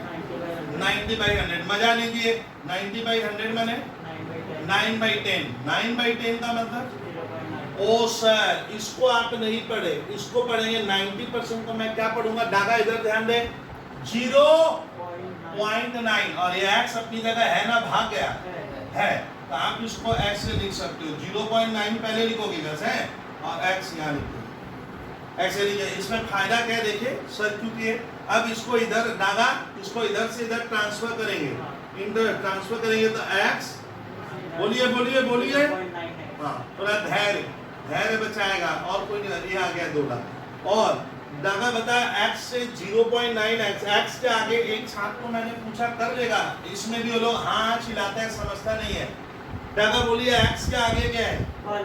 आगे x के आगे 1 होता है, मालूम है? एक्चुअली इसको आप ऐसे पढ़ो, ये 1x है। क्या है डागा? 1x 1x से क्या घटाएंगे? 0.9। 0.9। तो इसके आगे 1 छिपा हुआ है, यहाँ 0.9। मैंने एकदम बच्चा बन गया। x से 0.9 लेस करेंगे तो बचेगा 0.1 बचेगा। करके देख लेना। तो 0.1x बराबर 2 लाख। अब बोलिए प्रशांत क्या आएगा? और किसके बराबर?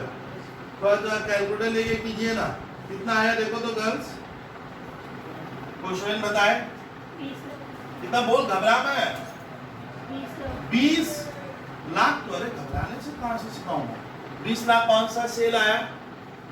टोटल सेल्स यही तो सर टोटल सेल है ये। x बराबर।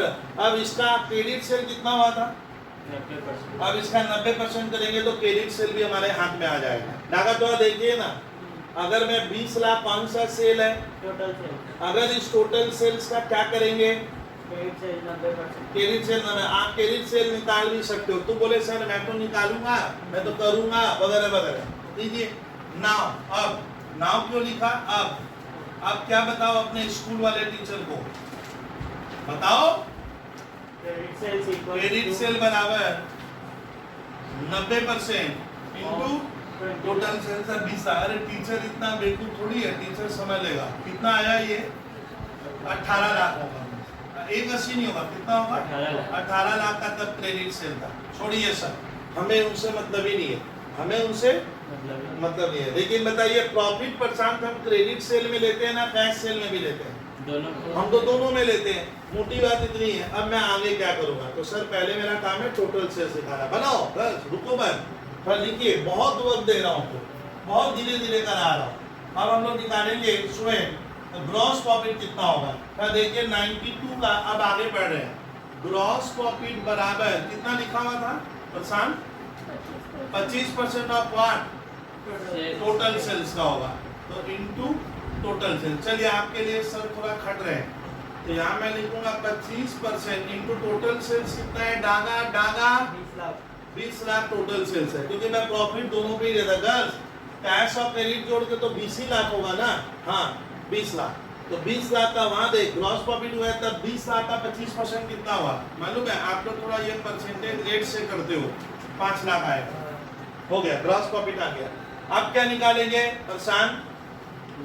Net profit. अब नेट प्रॉफिट रेशियो चाहिए प्रशांत। नेट प्रॉफिट का हमारे देश में फॉर्मूला क्या बनेगा? ग्रॉस प्रॉफिट उधर वाला भूल गए, Other वो income. अब उधर अदर इनकम दिया नहीं है, खाली क्या करा देंगे minus Expense. Indirect expense. Indirect कौन सा खर्चा होता है? जो ऑफिस चलाने का खर्चा है, जो सामान बेचने का खर्च है, जो डिस्ट्रीब्यूशन का खर्च है वो। तो मेरा सर नेट प्रॉफिट आ जाएगा। दादा ग्रॉस प्रॉफिट की मात्रा बोलेगा 5 लाख. 5 लाख। और थोड़ा तेरे पास सीट है तो देख तो इनडायरेक्ट एक्सपेंस कितना दिया है इस सवाल का। 20,000. विद्यार्थी इनडायरेक्ट एक्सपेंस लिखा है 20,000। छात्र सही बोला है, ये दिया हुआ है सर, अपने मर्जी से नहीं कर रहे रे भैया। 4 लाख क्या आ गया? 80,000. 80,000 कौन सा प्रॉफिट हुआ? Net profit. चले कीजिए, मैं 1 मिनट बैठा हूँ, मैं 1 मिनट बैठा, आप उसको उतारिए। उतारने से पहले तो समझना होगा जड़ से, डिटेल से, क्योंकि ये क्वेश्चन अपने आप से तो आप वहां तो आपको खुद ही बनाना है, तो मेरा वाला थोड़ी छाप क्या होगा, जैसे जैसे समझ में आएगा बना देना। नाउ आंसर लिखिए, देयरफॉर नेट प्रॉफिट रेशियो बराबर, फॉर्मूला देखो, नेट प्रॉफिट बटा डागा बटा Net sales. इनटू, 100. बोलिए अब नेट प्रॉफिट कितना ढूंढे? 24%. 4 लाख 80,000. 80,000 का नेट प्रॉफिट हुआ। नेट सेल्स कितने का है? 20 लाख. 20 लाख। मैंने टोटल सेल कैसे होते गुना 100. तो आ रहा है कितना? 24%. ये करोगे ना तुम लोग, थोड़ा परसेंटेज में वीक हो जाते हो, बहुत अच्छा 24% आएगा। तो ये क्वेश्चन में देखा बहुत ही जबरदस्त दे दिया स्टूडेंट, जहाँ पे छात्र बहुत जबरदस्त फंस सकते हैं, फंस जाएंगे उसमें, वो मैं कराऊंगा। तुम लोग लिख पहले तो प्रॉफिटेबिलिटी रेशियो में एक होता है जीपी और एक होता है Net. एनपी। अभी तो बहुत है प्रॉफिटेबिलिटी में, 4-5 तो कराना है मुझे। जीपी एनपी तो हर कोई बना देगा बच्चा लोग। अब आपको याद रखना, आपको फॉर्मूला को याद रखना, थोड़ा सा नॉलेज रखना, अदरवाइज सर ऐसे मार्क्स नहीं आते हैं। इस बार मार्क्स डब्ल्यूबी में इसलिए आ गया कि शुरू का 3 एग्जाम में जो हाईएस्ट था वही सबको मिल गया। हिंदी, इंग्लिश और बीएसटी का एग्जाम हुआ था, जो ज़्यादा लाया है वही 3 पेपर में दिया है सबको, इसलिए मार्क्स आ गए बहुत होते। और अकाउंट्स में क्या होगा कि आप छोटा छोटा मिस्टेक करोगे तो मालूम ही नहीं चलेगा, 10 नंबर कहाँ मेरा चला गया, कट गया। चलिए अब मैं कहानी बताऊंगा सर, प्रॉफिट कितने तरह का होता है। तो हर बिजनेसमैन बिजनेस ही करता है प्रॉफिट कमाने के लिए।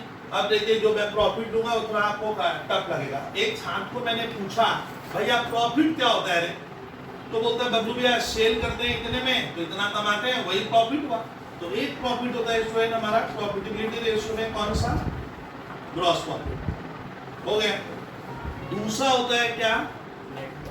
अब बहुत मजेदार कहानी लूंगा मैं सर और डिटेल में बताऊंगा। एक होता है नेट प्रॉफिट, ये इससे थोड़ा क्या होगा परेशान कम होता है, क्योंकि नेट प्रॉफिट निकालते समय हमारे ऑफिस मेंटेन करने का जो खर्चा लगता है वो हम बात देते हैं, फिर सामान को बिकवाने का जो खर्चा लगता है सेल वो बात देते हैं, और कोई एबनॉर्मल हादसे से लॉस होता है वो बात देते हैं। तो बात देने के बाद नेट प्रॉफिट निकालते हैं तो थोड़ा परसेंटेज इससे क्या होगा? कम. कम आएगा, लेकिन प्रॉफिट यही तक नहीं होता। अब सुनिए, एक प्रॉफिट रेशियो में और अलग टाइप का है जो बच्चे को रियल में समझ में नहीं आता है, खाली सर को सुनना बैठकर। सर प्रॉफिट का और क्या मीनिंग है सुनिए। अभी सर एक प्रॉफिट हमारे सिलेबस में रखा है, बहुत ही खतरनाक है, मालूम है, इसको लाइफ टाइम तक ये फॉर्मूला याद नहीं होता। थोड़ा अभी लिखना मैं पहले इसको मैं 2 मिनट वक्त दूंगा। ऑपरेटिंग रेशियो सर ये क्या है, नाम ही नहीं समझ में आ रहा है, बता रहा हूँ। ऑपरेटिंग रेशियो भी एक तरह का प्रॉफिट होता है। देखिए मैं बताऊंगा ऑपरेटिंग रेशियो क्या होता है, सुनिए पहले। देख भाई कोई एक व्यक्ति है बोलता है सर मेरा घर तो 8,000 रुपये में चलता है। दादा एक पर्सन क्या बोला, मेरा घर 8,000. मैं अपने घर को 8,000 में चलाता हूँ। दूसरे से मैंने पूछा, बोला ना बबलू भैया मेरा 8 नहीं, मेरा तो 15,000 का घर का क्या होता है चलाने का मंथली खर्चा। एक और पूछा मैंने, बस सुनिए डागा कहानी को सुनिए, वो बोला मेरा तो सर 22,000 लगता है। एक और पूछा तेरा घर चलाने का खर्च क्या लगता है, ये बोला सर मेरा तो 50,000 रुपये है। इसका डागा क्या होता है कि जो भी घर है हम जहाँ रहते हैं, एक घर एक व्यवस्था है, तो हर व्यवस्था को चलाने का क्या है एक खर्चा लगता है। और खर्चा डिपेंड करता है उस व्यक्ति की आमदनी पे और उस व्यक्ति की पॉलिसी पे, उस व्यक्ति की पॉलिसी पे भी डिपेंड कर जाता है।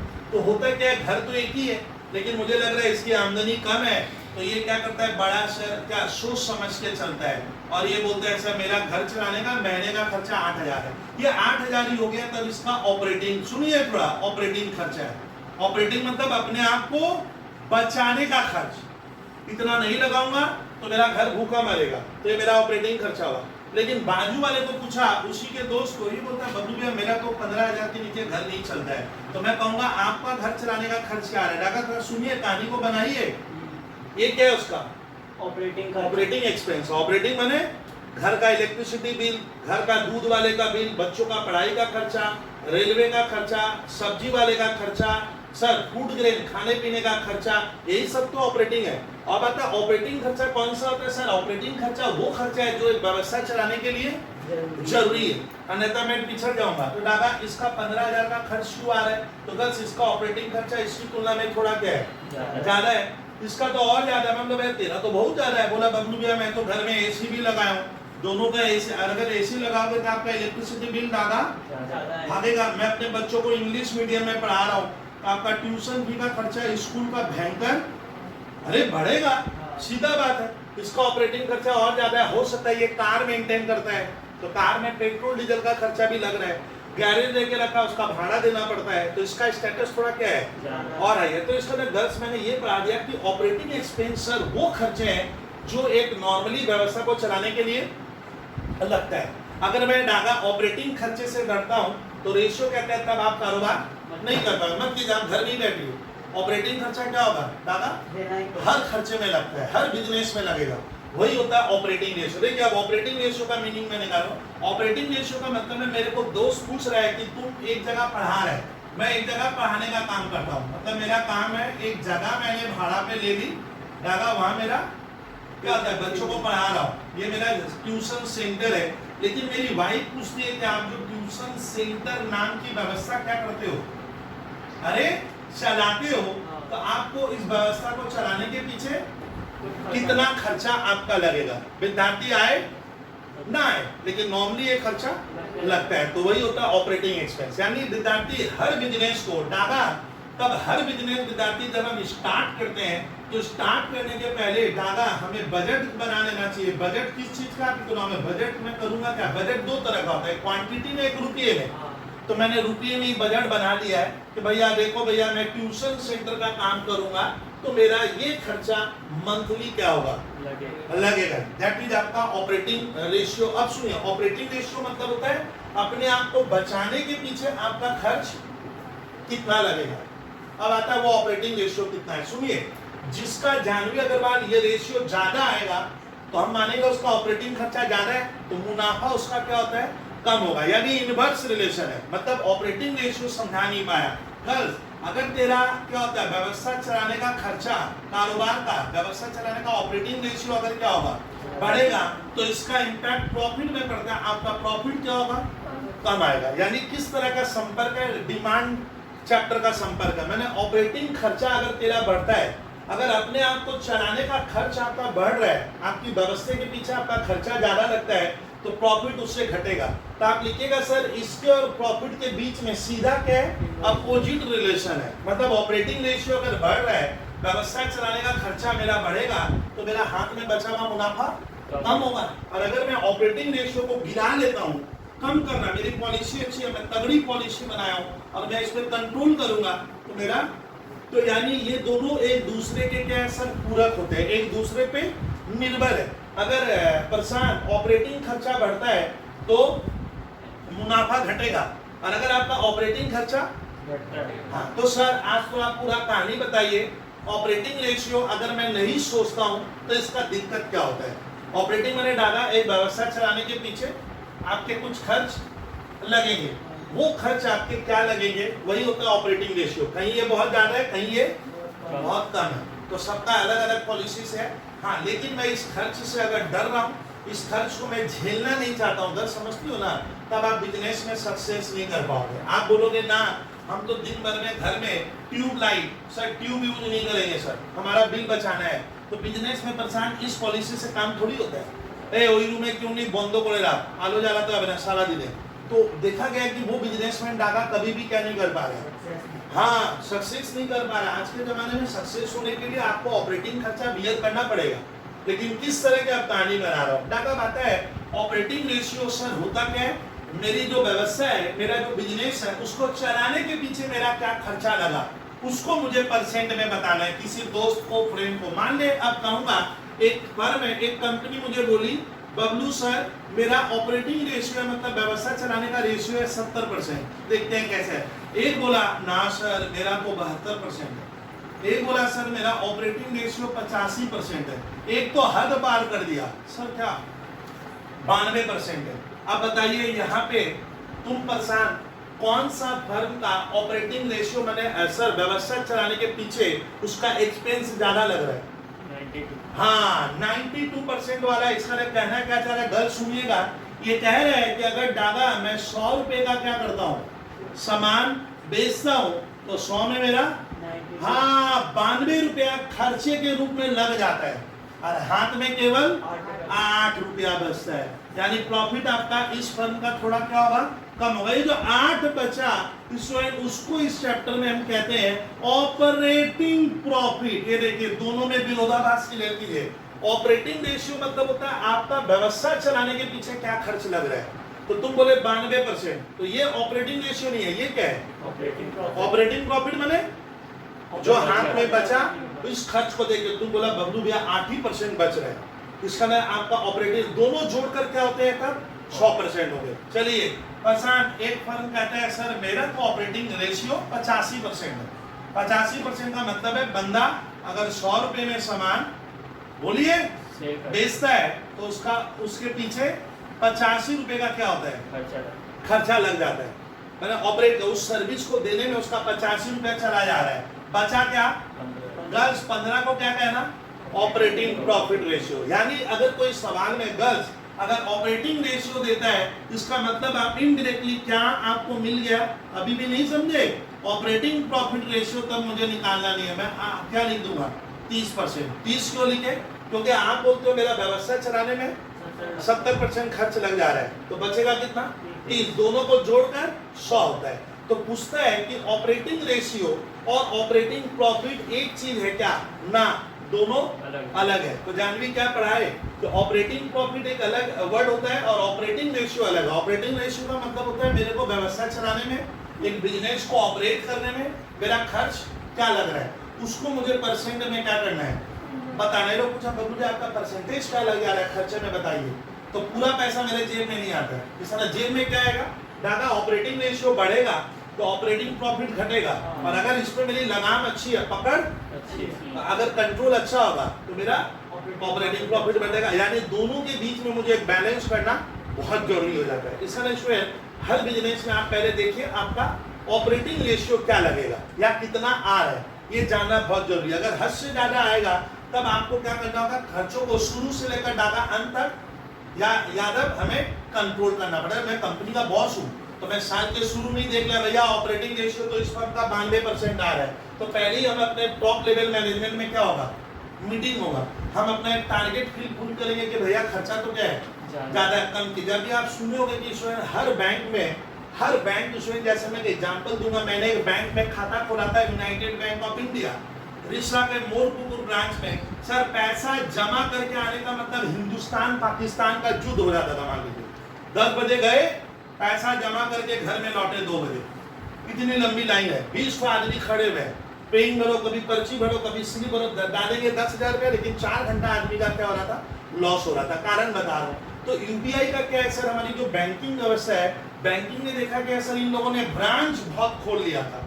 मोड़पुकुर में ब्रांच है, इधर से जीटी रोड में ब्रांच है, इधर श्रीरामपुर में ब्रांच है, लेकिन हर ब्रांच को ऑपरेट करने का क्या है खर्च है। वहां पे एक ब्रांच मैनेजर, उसका तनख्वाह है लाख रुपया, 1.5 लाख रुपया, 4 तो एसी लगा हुआ है, चेंबर बना हुआ है, फर्नीचर बना हुआ है, रूम बना है। तो मालूम चला सर हमारी बैंकिंग व्यवस्था के पीछे ऑपरेटिंग रेशियो क्या लग रहा था, बहुत ज्यादा लगता है कहीं पे, और वो खर्चा ग्राहक ढूंढता है, लास्ट में ग्राहक के ऊपर आता है और काम होता है। तो अभी गवर्नमेंट ने एक नियम बनाया, बहुत सी बैंकों को जोड़ दिया और आधा ब्रांच क्या कर दिया बंद, होता है ब्रांच का बंद, खर्चा एक में हो गया, दोनों मिलकर क्या हो गए मत बोले एक को जरूरत है, एक ही से होगा। आदमी दौड़ेगा, काम का सिस्टम को बढ़ाइए, आप काम को स्मूथ कराइए, क्यों 4 घंटा लगा रहे हो? तो इससे क्या फायदा हुआ? हम उस सारे बैंकों का ऑपरेटिंग रेशियो गवर्नमेंट कम करने की क्या कर रही है, कोशिश कर रही है। सब जगह यही होता है। तो चलिए सर, ऑपरेटिंग रेशियो निकालेंगे कैसे? मेरा खर्च आपको कैसे मालूम चल गया कि सर आप अपनी कोचिंग को चला रहे हो तो आपका 92% खर्च लग जाता है और घर में केवल 8% क्या है, बचता है, तो आप 92 निकालोगे कैसे? ये लड़ाई है। तो ये मैं सिखाऊंगा। प्रसाद, मान ले कि हम लोग सोचे कि एक तो रिश्ता में कंप्यूटर सेंटर क्या किया जाए, खोला जाए। कंप्यूटर सेंटर खोलेंगे, बच्चों को ट्रेनिंग देंगे, 2 पैसा घर में आएगा।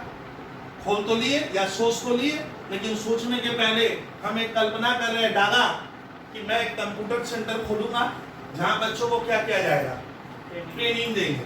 लेकिन खोलना तो आसान है, लेकिन आपको उसको ऑपरेट करने के पीछे क्या करना पड़ेगा, खर्च करना पड़ेगा। कहानी बना रहा हूँ एक कंप्यूटर सेंटर का। शायद हमें एक छोटा सा साधारण सा अगर एक कंप्यूटर सेंटर खोलते हैं तो देखिए, आज मैं दिखाऊंगा ऑपरेटिंग रेशियो, प्रैक्टिकली कर दे रहा हूँ 2 मिनट में क्या क्या होगा। मैंने घर में बैठा मैं अपने, और मैंने क्या क्या बजट बनाया कि मेरा उस सेंटर में लगभग ये खर्चा तो आएगा। सबसे पहले आता है फैकल्टी, जो क्या करेंगे दादा, वो ट्रेनिंग देंगे। ट्रेनिंग जो कोर्स को सिखाएंगे। मिनिमम एक फैकल्टी स्टूडेंट 10,000 का, तो मैंने सोचा 2 फैकल्टी रखना पड़ेगा, 7-7, 6-6 घंटा करेंगे लोग, तो 20,000 रुपया मेरा गर्ल्स का हुआ, फैकल्टी के पीछे लगेगा हर महीना। ये पर मंथ का कर रहा हूँ, अब इसको ईयर में बदल सकता हूँ।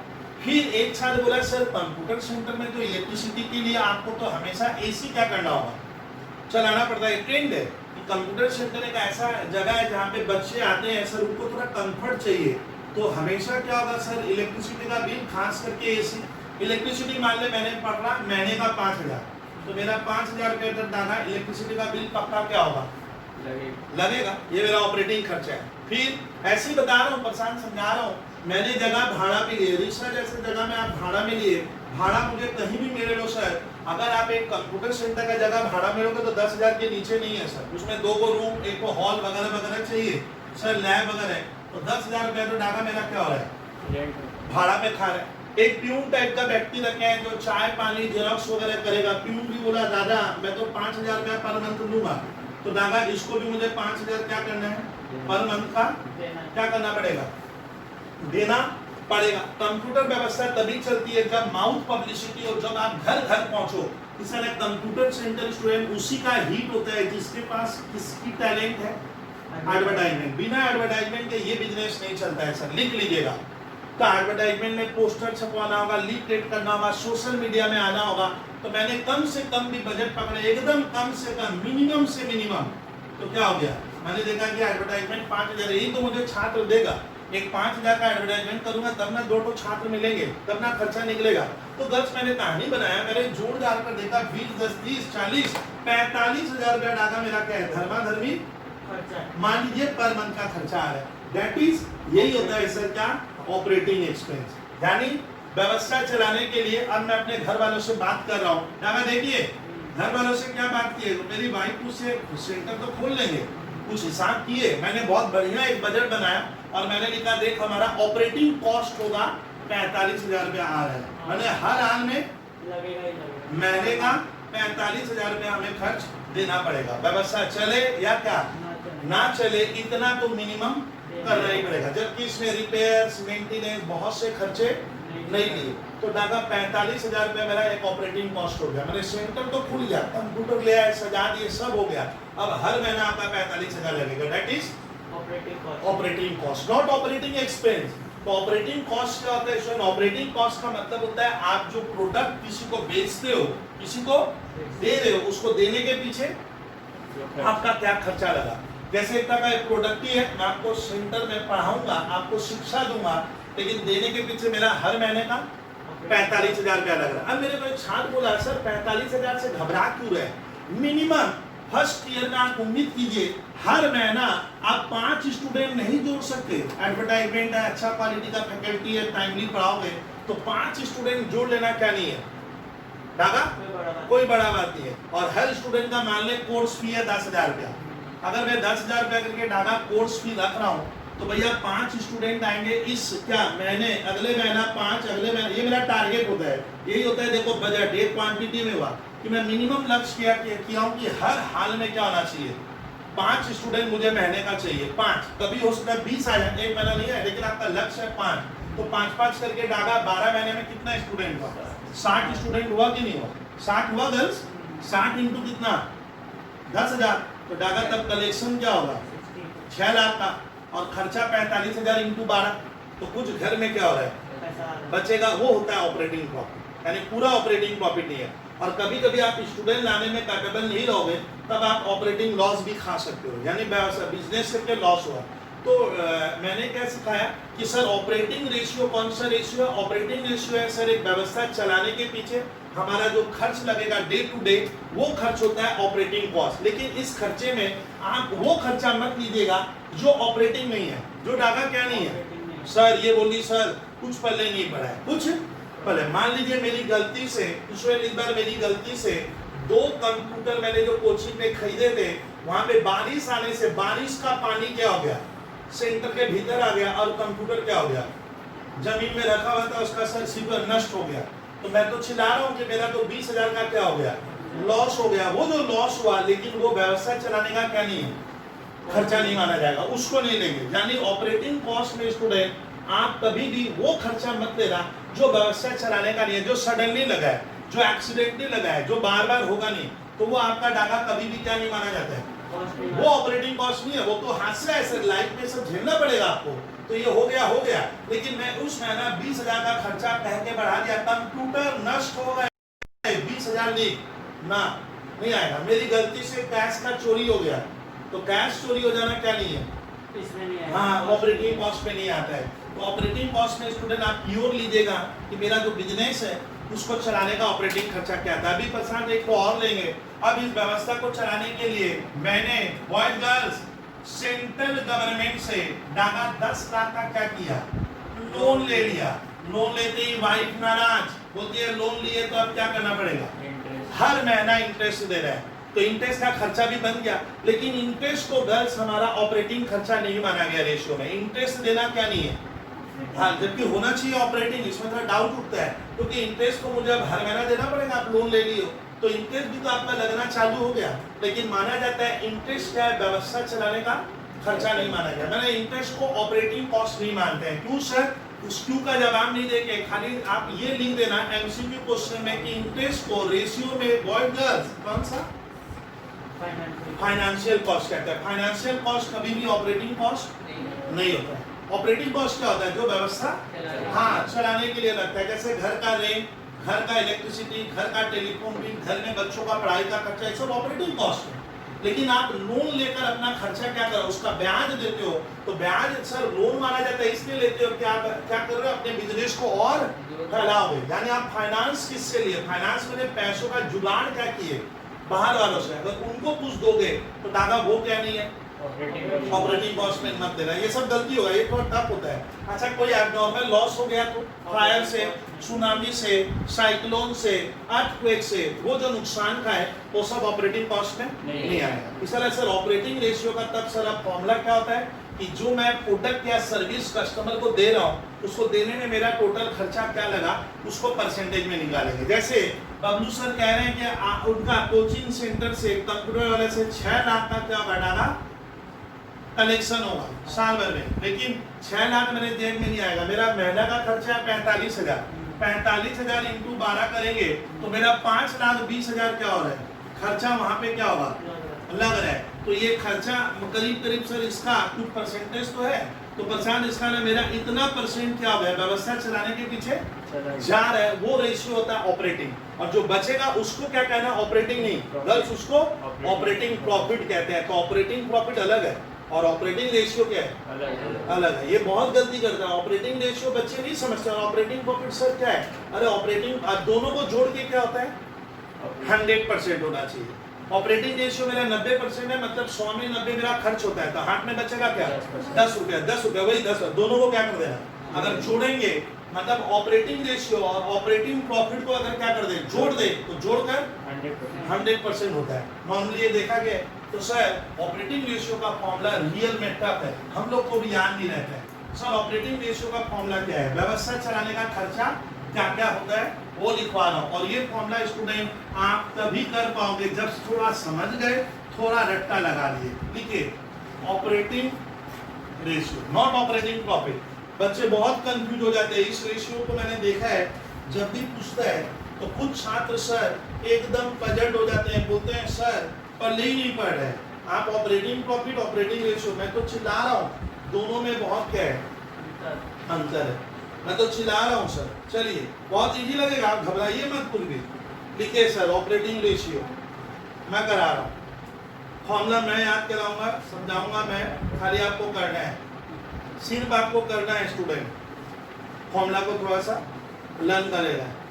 लिखवा रहा हूँ, देखिए इसका फॉर्मूला जिसने बनाया है विचित्र इंसान है और विचित्र टाइप का फॉर्मूला है। देखिए क्या लिखा है, कॉस्ट ऑफ गुड्स सोल्ड। लो प्रशांत ये क्या लिख दिया, यानी मैं जो वस्तु को बेच रहा हूं, यादव जो मैं सामान क्या कर रहा हूं, बेच रहा हूं, उसका कुछ लागत तो लगा। तो लागत क्या है, उसको पहुंचाने का क्या है, खर्चा है। तो कॉस्ट ऑफ गुड्स सोल्ड का मतलब क्या था, जानवी जो सामान में बेचा, मान लीजिए मैं ये रजिस्टर बेचता हूँ तो इसका मेरा 20 रुपया तो इसी का लगा, तो माना जाएगा ये भी व्यवस्था चलाने का खर्चा है। तो कॉस्ट ऑफ गुड्स सोल्ड उस सामान का दाम क्या था। इसके अलावा जो और खर्चे लगे, कॉस्ट ऑफ गुड्स सोल्ड कहाँ थे, ट्रेडिंग अकाउंट में, उस सामान का दाम क्या था। अब व्यवस्था चलाना मतलब ऑफिस, सेलिंग और डिस्ट्रीब्यूशन का खर्चा। तो cost of goods sold plus, अच्छा इसको कहा जाता है गर्ल्स बॉय, देखिए आप क्या, और जो खर्च लगते हैं, सामान का जो दाम लगा वो तो लेना, और डागा सामान का दाम लगने के बाद जो ऑफिस चलाने का, सेलिंग डिपार्टमेंट चलाने का, डिस्ट्रीब्यूशन डिपार्टमेंट चलाने का जो खर्च लगता है उसको कहते हैं ऑपरेटिंग एक्सपेंस। ऑपरेटिंग मैंने वो खर्चे जो व्यवस्था चलाने के लिए लगेंगे, लेकिन इसमें आपको ये नॉर्मल लॉस, इंटरेस्ट वाला खर्चा नहीं देंगे।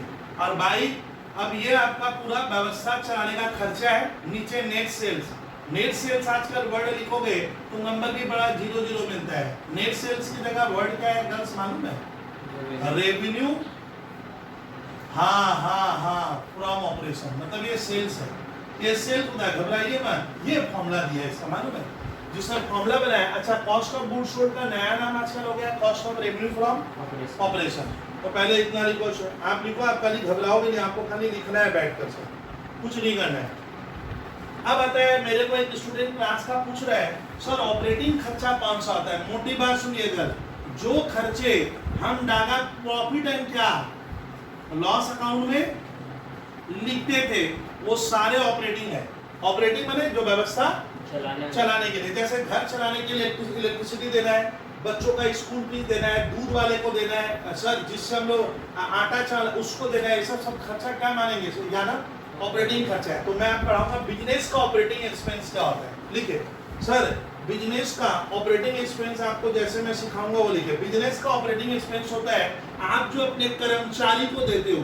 हम लोग कर्मचारी को डाला क्या देते हैं, कर्मचारी मतलब जो तेरे यहाँ हाँ उनको हम क्या देंगे, आप समझा परेशान। ये देखिए आज का नया वर्ड आया एम्प्लॉय बेनिफिट एक्सपेंस। एम्प्लॉय मतलब गर्ल्स तुम मेरी कर्मचारी है तो मैं आपको सैलरी देता हूँ, वेजेस देता हूँ, मेडिकल का थोड़ा बहुत क्या आजकल मेडिकल खर्चा भी दिया जाता है। तो हम जो एम्प्लॉय के पीछे क्या कर रहे हैं, यहाँ देखिए परेशान, हम जो एम्प्लॉय के पीछे खर्चा करते हैं, एम्प्लॉय के पीछे डाला क्या लगता है, सैलरी, वेजेज, मेडिकल का खर्चा, कैंटीन। मैंने एक कैंटीन बनाई है, यहाँ पे लोग जाकर खाना पीना खाते हैं कम रेट में, तो कैंटीन का खर्चा, चाय पानी का खर्चा। तो आप एम्प्लॉय के पीछे जो खर्चा करते हो, आज का नया वर्ड, पहले हम लोग मैं जब पढ़ता था तो यहाँ सैलरी लिखता था, लेकिन अभी वर्ड क्या आ गया, एम्प्लॉय का बेनिफिट एक्सपेंस। इसमें आएगा सैलरी, वेजेज, इस तरह का जो आप किसको दे रहे हो एम्प्लॉय को, हाँ वो सारा आप लिखिए। बहुत टफ वर्ड आया इसीलिए तो बोले थोड़ा सा मेहनत ज्यादा है। प्लस सर ऑपरेटिंग एक्सपेंस में और क्या आता है, खाली सर को देखिए आप, खाली सर को। अच्छा हमारी जितनी भी संपत्ति बिजनेस में हम यूज करते हैं उनका दिन प्रतिदिन वैल्यू क्या होता है परेशान, कम होते जाता है क्योंकि उनका उपयोग हो रहा है। जैसे आप एक बाईसाइकिल खरीदते हो तो आपको लगता है 5,000 का खरीदा तो 500 का फायदा ले लिए, जो फायदा ले लिए वो खर्च है, उसका आपने फायदा उठा लिया, तो क्या लेना? Depreciation and amortisation. Girls depreciation भी तो क्या है? कैसे गर्ल्स तुमने बैग खरीदी है तो तेरे को लग रहा है कि मैं इसका थोड़ा सा फायदा क्या कर ली, ले ली, तो आपका व्यवस्था चलाने का क्या है? खर्च है। तो आप ये ध्यान से सुनिएगा कि डेप्रिसिएशन लेने के लिए बोला है। सर इसके अलावा आपको जैसे सर सिखाएंगे और अदर एक्सपेंस लीजिएगा। अब यहाँ पे हमारे छात्र पागल हो गए, बोलता है सर अदर एक्सपेंस। अब देखिए अदर एक्सपेंस में कौन कौन सा लेना है, सुनिए। अदर एक्सपेंस में आप लीजिएगा ऑफिस चलाने का खर्चा, जितना भी लग रहा है ऑफिस व्यवस्था चलाने की खर्चा, जहां से मैं फैसला लेता हूँ, डिसीजन लेता हूँ, तो मैंने क्या लिखा स्टूडेंट? ऑफिस एंड क्या एडमिनिस्ट्रेशन का जो भी खर्चा लगता है, जैसे ऑफिस का रेंट, ऑफिस का सैलरी, ऑफिस का स्टेशनरी, ऑफिस का प्रिंटिंग, ऑफिस का इलेक्ट्रिसिटी बिल, ये सारे किसके खर्चे हैं? बस, तो ऑफिस का वो जितना खर्चा है वो ले लेना। तो सर ये ले लेंगे। प्लस आपको लेने बोला है सेलिंग एंड डिस्ट्रीब्यूशन एक्सपेंसेस। ये डाला हमारे बच्चे ईमानदारी लगाऊं समझते नहीं है, खाली क्लास में हाँ हाँ हाँ एक वर्ड चलता है, समझा वो नहीं। सेलिंग एंड डिस्ट्रीब्यूशन क्या होता है? उस सामान को क्या करने का, आपके घर तक मुझे पहुंचाना है, आपको अवेयरनेस करना है, पहुंचाने का जो खर्चा लगता है। कल ही तो बताए थे कि म्युनिसिपैलिटी का पानी हम लेने जाते हैं ना, पानी पाइपलाइन से आ रहा है, तो पाइपलाइन भैया यादव हम बैठा है ना, म्युनिसिपैलिटी बैठा है, तो म्युनिसिपैलिटी का उस पानी को हमारे घर तक पहुंचाने का खर्चा लगता है। उस व्यवस्था को आए दिन टूटता है, भांगता है, तो ठीक करते रहते हैं, तो वो व्यवस्था का खर्चा उनका क्या है? लगते रहता है। वो होता है डिस्ट्रीब्यूशन, मैंने उस सामान को तेरे घर तक मैं क्या करूंगा?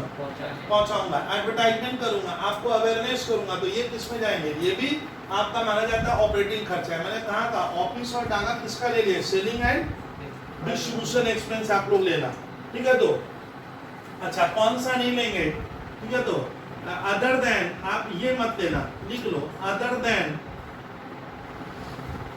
Non operating expense. Non operating expense Daga कौन सा खर्चा है? वो खर्चा जो व्यवस्था चलाने के लिए रेगुलर हाँ नहीं लगेगा, उसको मत लेना।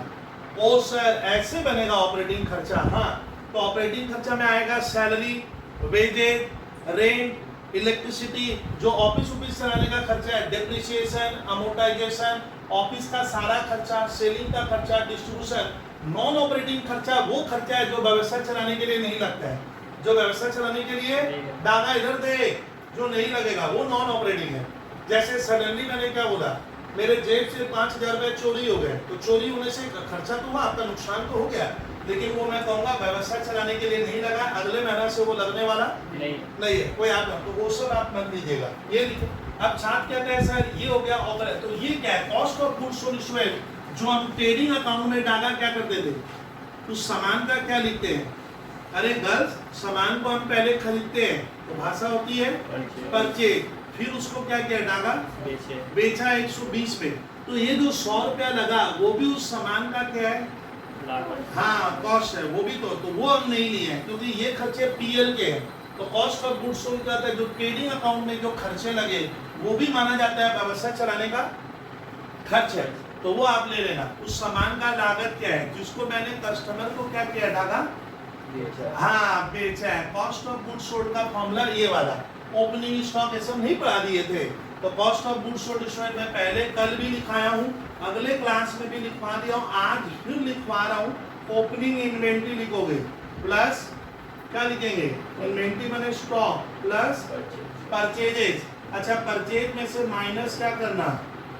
परचेज रिटर्न करके लेना, फिर प्लस इसमें क्या लेंगे? Direct expense. डायरेक्ट एक्सपेंस प्रशांत कर क्या बताए थे? कैरेज, फ्रेट, वेजेज, जो ट्रेडिंग अकाउंट में इधर नहीं लिखते हो वो ले लेना, और इससे क्या लेस कर देना? माइनस क्लोजिंग स्टॉक या इन्वेंट्री लिख दीजिएगा। तो सर हम ऐसे भी लिख सकते हैं, ये ध्यान से सुनिएगा। अभी ये होता है कॉस्ट ऑफ गुड्स सोल्ड। अच्छा कॉस्ट ऑफ गुड्स सोल्ड का एक फॉर्मूला और होता है, ये मैं बार बार सिखाऊंगा दोनों को, सेल्स माइनस क्या? Gross profit. ये याद आ रहा है परेशान? अरे जो सामान तुम बेचा तेरे लिए कितने का है उससे क्रॉस उसका, तो ना मैं जितना प्रॉफिट दिया था वो क्या कर देंगे, लेस करेंगे, तो सामान का लागत आता है। ये तुम लोग एक भूल जा रहे हैं। इसको मैं जब कराऊंगा ना अगले क्लास से तो आप क्लियर कर पाओगे कि इसका फॉर्मूला याद रखना बच्चों के लिए महाभारत हो जाता है, बच्चा याद नहीं रख पाता है। तो ऑपरेटिंग रेशियो को याद कैसे रखना गर्ल्स, ट्रेडिंग अकाउंट में जो खर्चा लगता है, सामान का दाम जो लगा वो आता है कॉस्ट ऑफ गुड्स सोल्ड बोलकर, और जो पीएल अकाउंट में हम लोग लिखते हैं ऑफिस का वो जो खर्चा पीएल में, उसी को क्या बोला गया है, ऑपरेटिंग एक्सपेंस में आपको लेना है एम्प्लॉय को जो आप सैलरी वेजेज रेंट देते हो। तो परचेज क्यों लिख के बोलिए, धागा याद है, परचेज कहाँ गया, कैरेज इनवर्ट का है, तो परचेज कैरेज इनवर्ट वगैरह, हाँ इसके भीतर आ गया। ये हो गया सर मेरा ऑपरेटिंग रेशियो। अब ऑपरेटिंग प्रॉफिट रेशियो कैसे निकल सकता है, वो उसका रेसिप्रोकल है, उल्टा। मतलब ऑपरेटिंग रेशियो मतलब व्यवस्था चलाने का, मान लो मैंने बोला कि बब्बू सर बोले मेरा 92% तो भैया खर्चा क्या होता है लग जाता है, तुम लोग जो देते हैं मैं जेब में सारा नहीं लाता हूँ, मेरा 92% तो व्यवस्था चलाने के पीछे खर्च, तो बचेगा कितना 8% को आप कहना ऑपरेटिंग प्रॉफिट। तो मैं इसी में अगर एक मैं रेसिप्रोकल फॉर्मूला लिखाऊंगा, अगर एक छात्र ऑपरेटिंग रेशियो निकाल लेता है, चालाक स्टूडेंट है, तो ऑपरेटिंग प्रॉफिट कितना हुआ, बचा हुआ क्या रहेगा, व्यवस्था चलाने का खर्च होने के बाद मेरे पास क्या बचेगा, तो फॉर्मूला क्या होगा 100 minus operating ratio. Operating ratio percent में आएगा, घबराइए मत, आप देखो ना तो घबरा रहे हो थोड़ा सा, ये जो बच गया वो मेरा हो जाएगा ऑपरेटिंग प्रॉफिट रेशियो, यही होता है। तो लिख रहे ऑपरेटिंग प्रॉफिट होगा 100 माइनस ऑपरेटिंग रेशियो, ये एक लिखो।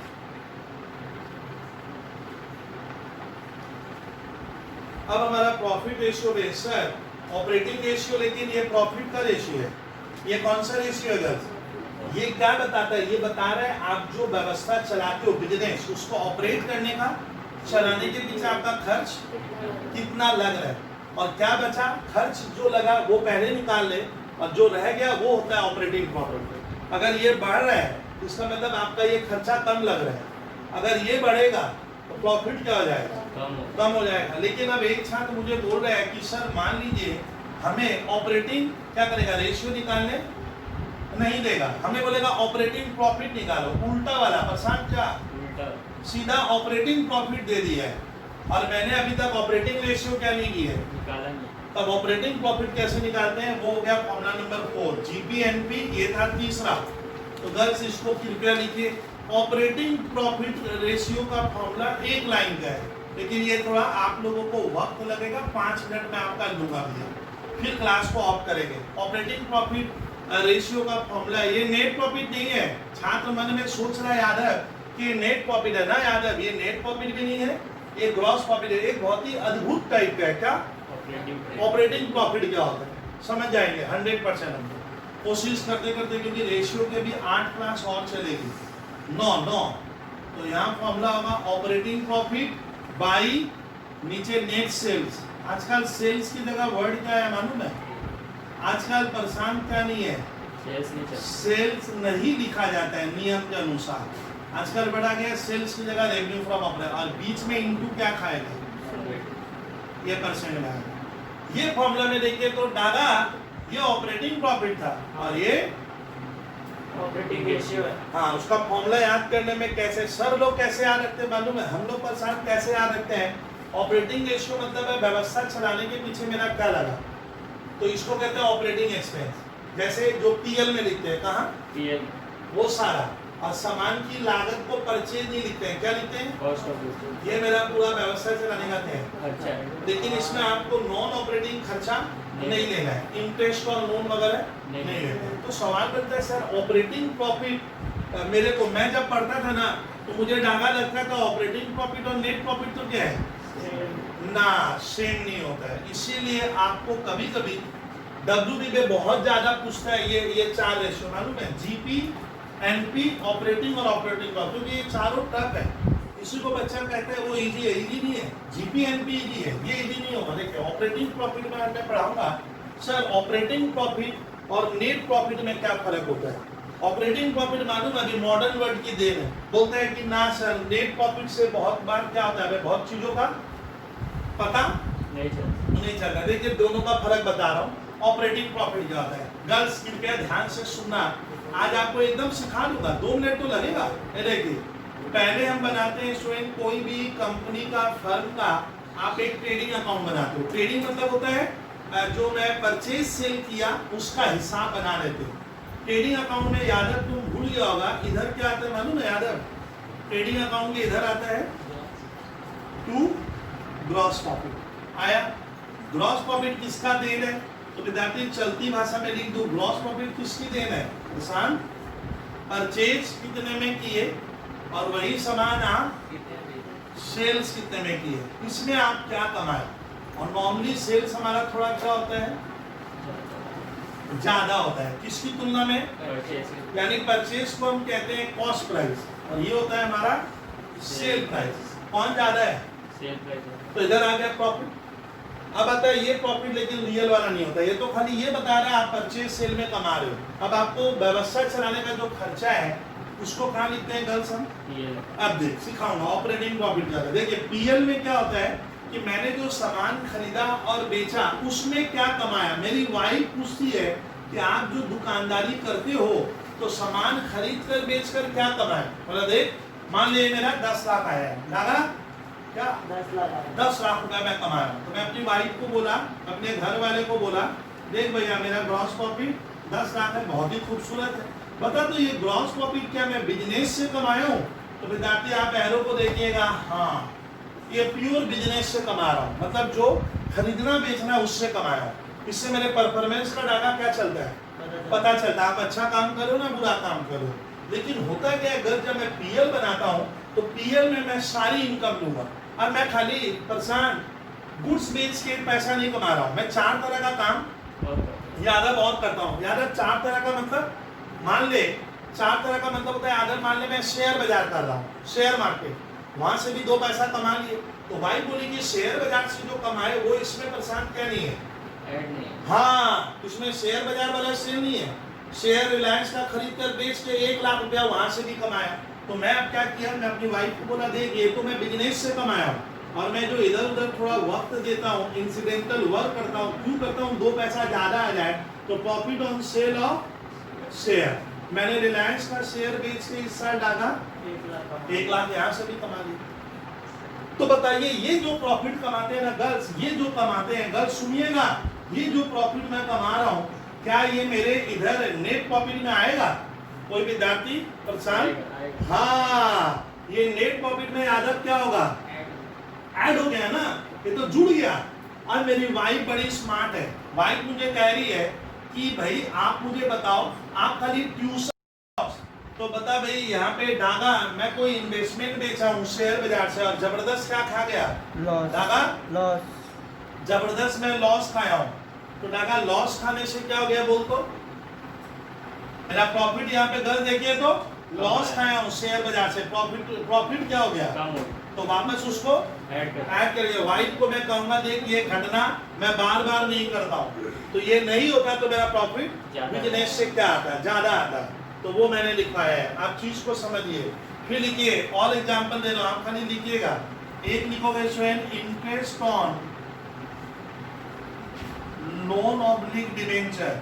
अच्छा मैंने किसी से डागा लोन लिया है, लोन लेंगे तो उसे मैं इंटरेस्ट देने से मुनाफा क्या हो गया?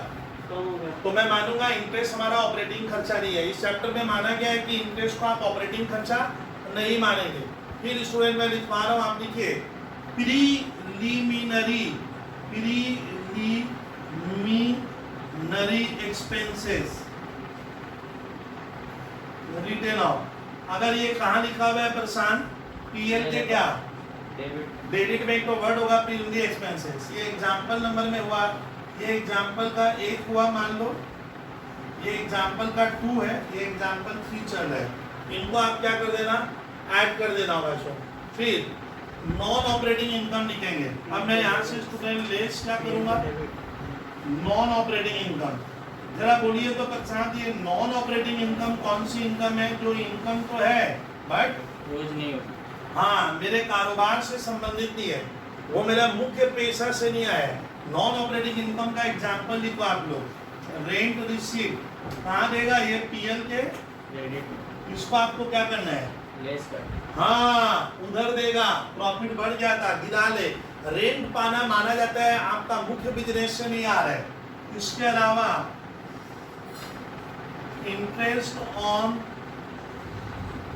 ध्यान दीजिए, इन्वेस्टमेंट क्या कर देंगे, लेस बोलिए तो गर्ल्स, इंटरेस्ट ऑन इन्वेस्टमेंट में यहाँ पे लिखते हैं ना, तुम बता दो यहाँ से स्टूडेंट, इंटरेस्ट ऑन इन्वेस्टमेंट जब यहाँ लिखेंगे तो वाइफ कहती है आप 2 पैसा इन्वेस्ट किए करके 2 पैसा कमाए, लेकिन इन्वेस्टमेंट से जो पैसा कमा रहा हूँ वो माना जाएगा किससे नहीं है, बिजनेस वो मेरा मुख्य बिजनेस से नहीं है, कोचिंग वर्क से नहीं आया है, वो तो मैं बाहर बैठ के घर बैठ के भी कर सकता, इससे मेरा मुनाफा क्या हो गया, बढ़ गया। तो एक घर वाले क्या करें, उस इंटरेस्ट को छोड़कर बताइए आप क्या कमाए, आप अपने परचेज सेल से क्या कमा रहे हो, ये तो आपको क्या इंसिडेंटल है, मतलब जो आपके सर बिजनेस ही ऐसा है कि आप कुछ पैसा इन्वेस्ट करके कमाए, लेकिन मैं मानूंगा ये मैं मुख्य बिजनेस से पसीना बहा के नहीं कमाया, तो लिख दीजिएगा सर वो इनकम अगर जुड़ गए नेट प्रॉफिट में तो आप घटा देना, तो मैंने क्या लिखवा है, इंटरेस्ट ऑन इन्वेस्टमेंट। एक और लिखो, profit on sale of non current investment. लगा इसका मतलब कि मैंने कोई इन्वेस्टमेंट बेचा है शेयर बाजार में और 2-5 लाख रुपया क्या कर लिया, लेकिन वो मेरे मुख्य पैसा से नहीं माना जाएगा। आपका काम है सामान बेचकर कमाना, आप क्या कर रहे हो, शेयर बाजार से कमा लिए, तो वो इनकम अगर नेट प्रॉफिट में जुड़ गया तो उसको क्या करना, हाँ लेस कर देना, ठीक है। नॉन करेंट इन्वेस्टमेंट, फिर लिखना डिविडेंड मुझे मिला है, गर्ल्स क्या मिला है, डिविडेंड रिसीव। वैसे डिविडेंड कब मिलता है परेशान, जब हम शेयर खरीदते हैं, तो ये पैसा मैंने जो कमाया बिजनेस का नहीं माना जाएगा। अब करके वो नया क्या हुआ, पैसा आया, इसी को आप क्या कहना, ये कौन सा प्रॉफिट आया, ये नेट प्रॉफिट नहीं है, कौन सा ऑपरेटिंग। ऑपरेटिंग मैंने आप खाली बिजनेस से क्या कमा रहे हो उसका क्या होगा पता आपको चल जाएगा। अच्छा अब मैं लिखाऊंगा सर, एक छात्र पूछ रहा है सर नॉन ऑपरेटिंग एक्सपेंस का कुछ एग्जांपल दे दूंगा। नॉन ऑपरेटिंग कौन सा खर्चा है जो मेरा खर्च तो लग रहा है लेकिन वो बिजनेस का डे टू डे खर्चे में शामिल नहीं होता है, उसको आप फाइनेंशियल एक्सपेंस कहोगे, लेकिन वो तो इसका एग्जांपल लिख लो, तो एग्जांपल है नॉन ऑपरेटिंग एक्सपेंस, लिखो एग्जांपल इसका नॉन ऑपरेटिंग एक्सपेंस ना, ये लिख ले, फिर से लिख ले, मेरे मैट में लिखा हुआ है कि ये काम आ सकता है।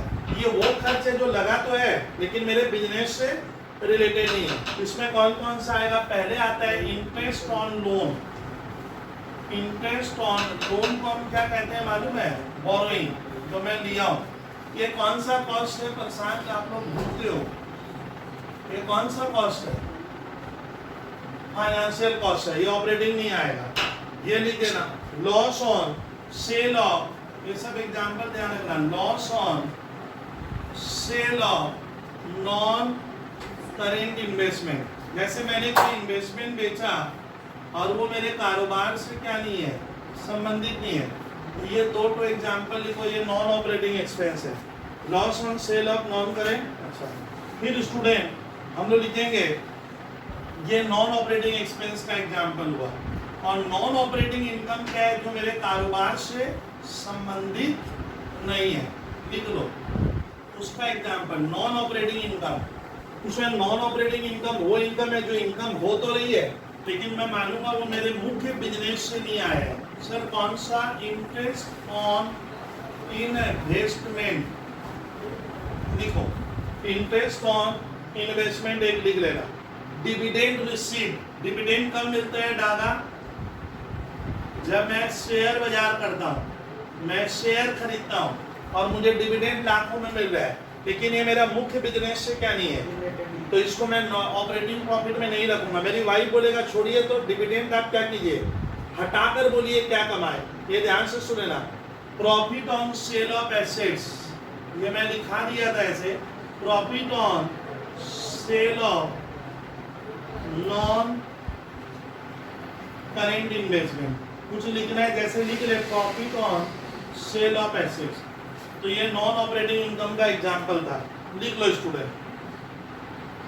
अच्छा अब आता है ऑपरेटिंग इनकम हमें किससे मानना। ऑपरेटिंग मतलब जो मैं मुख्य पैसे से कमा रहा हूँ, मुख्य पैसे से। फिर भी सर लास्ट आज का लिखवा रहे हैं कि सर ऑपरेटिंग इनकम में हम क्या क्या रखेंगे।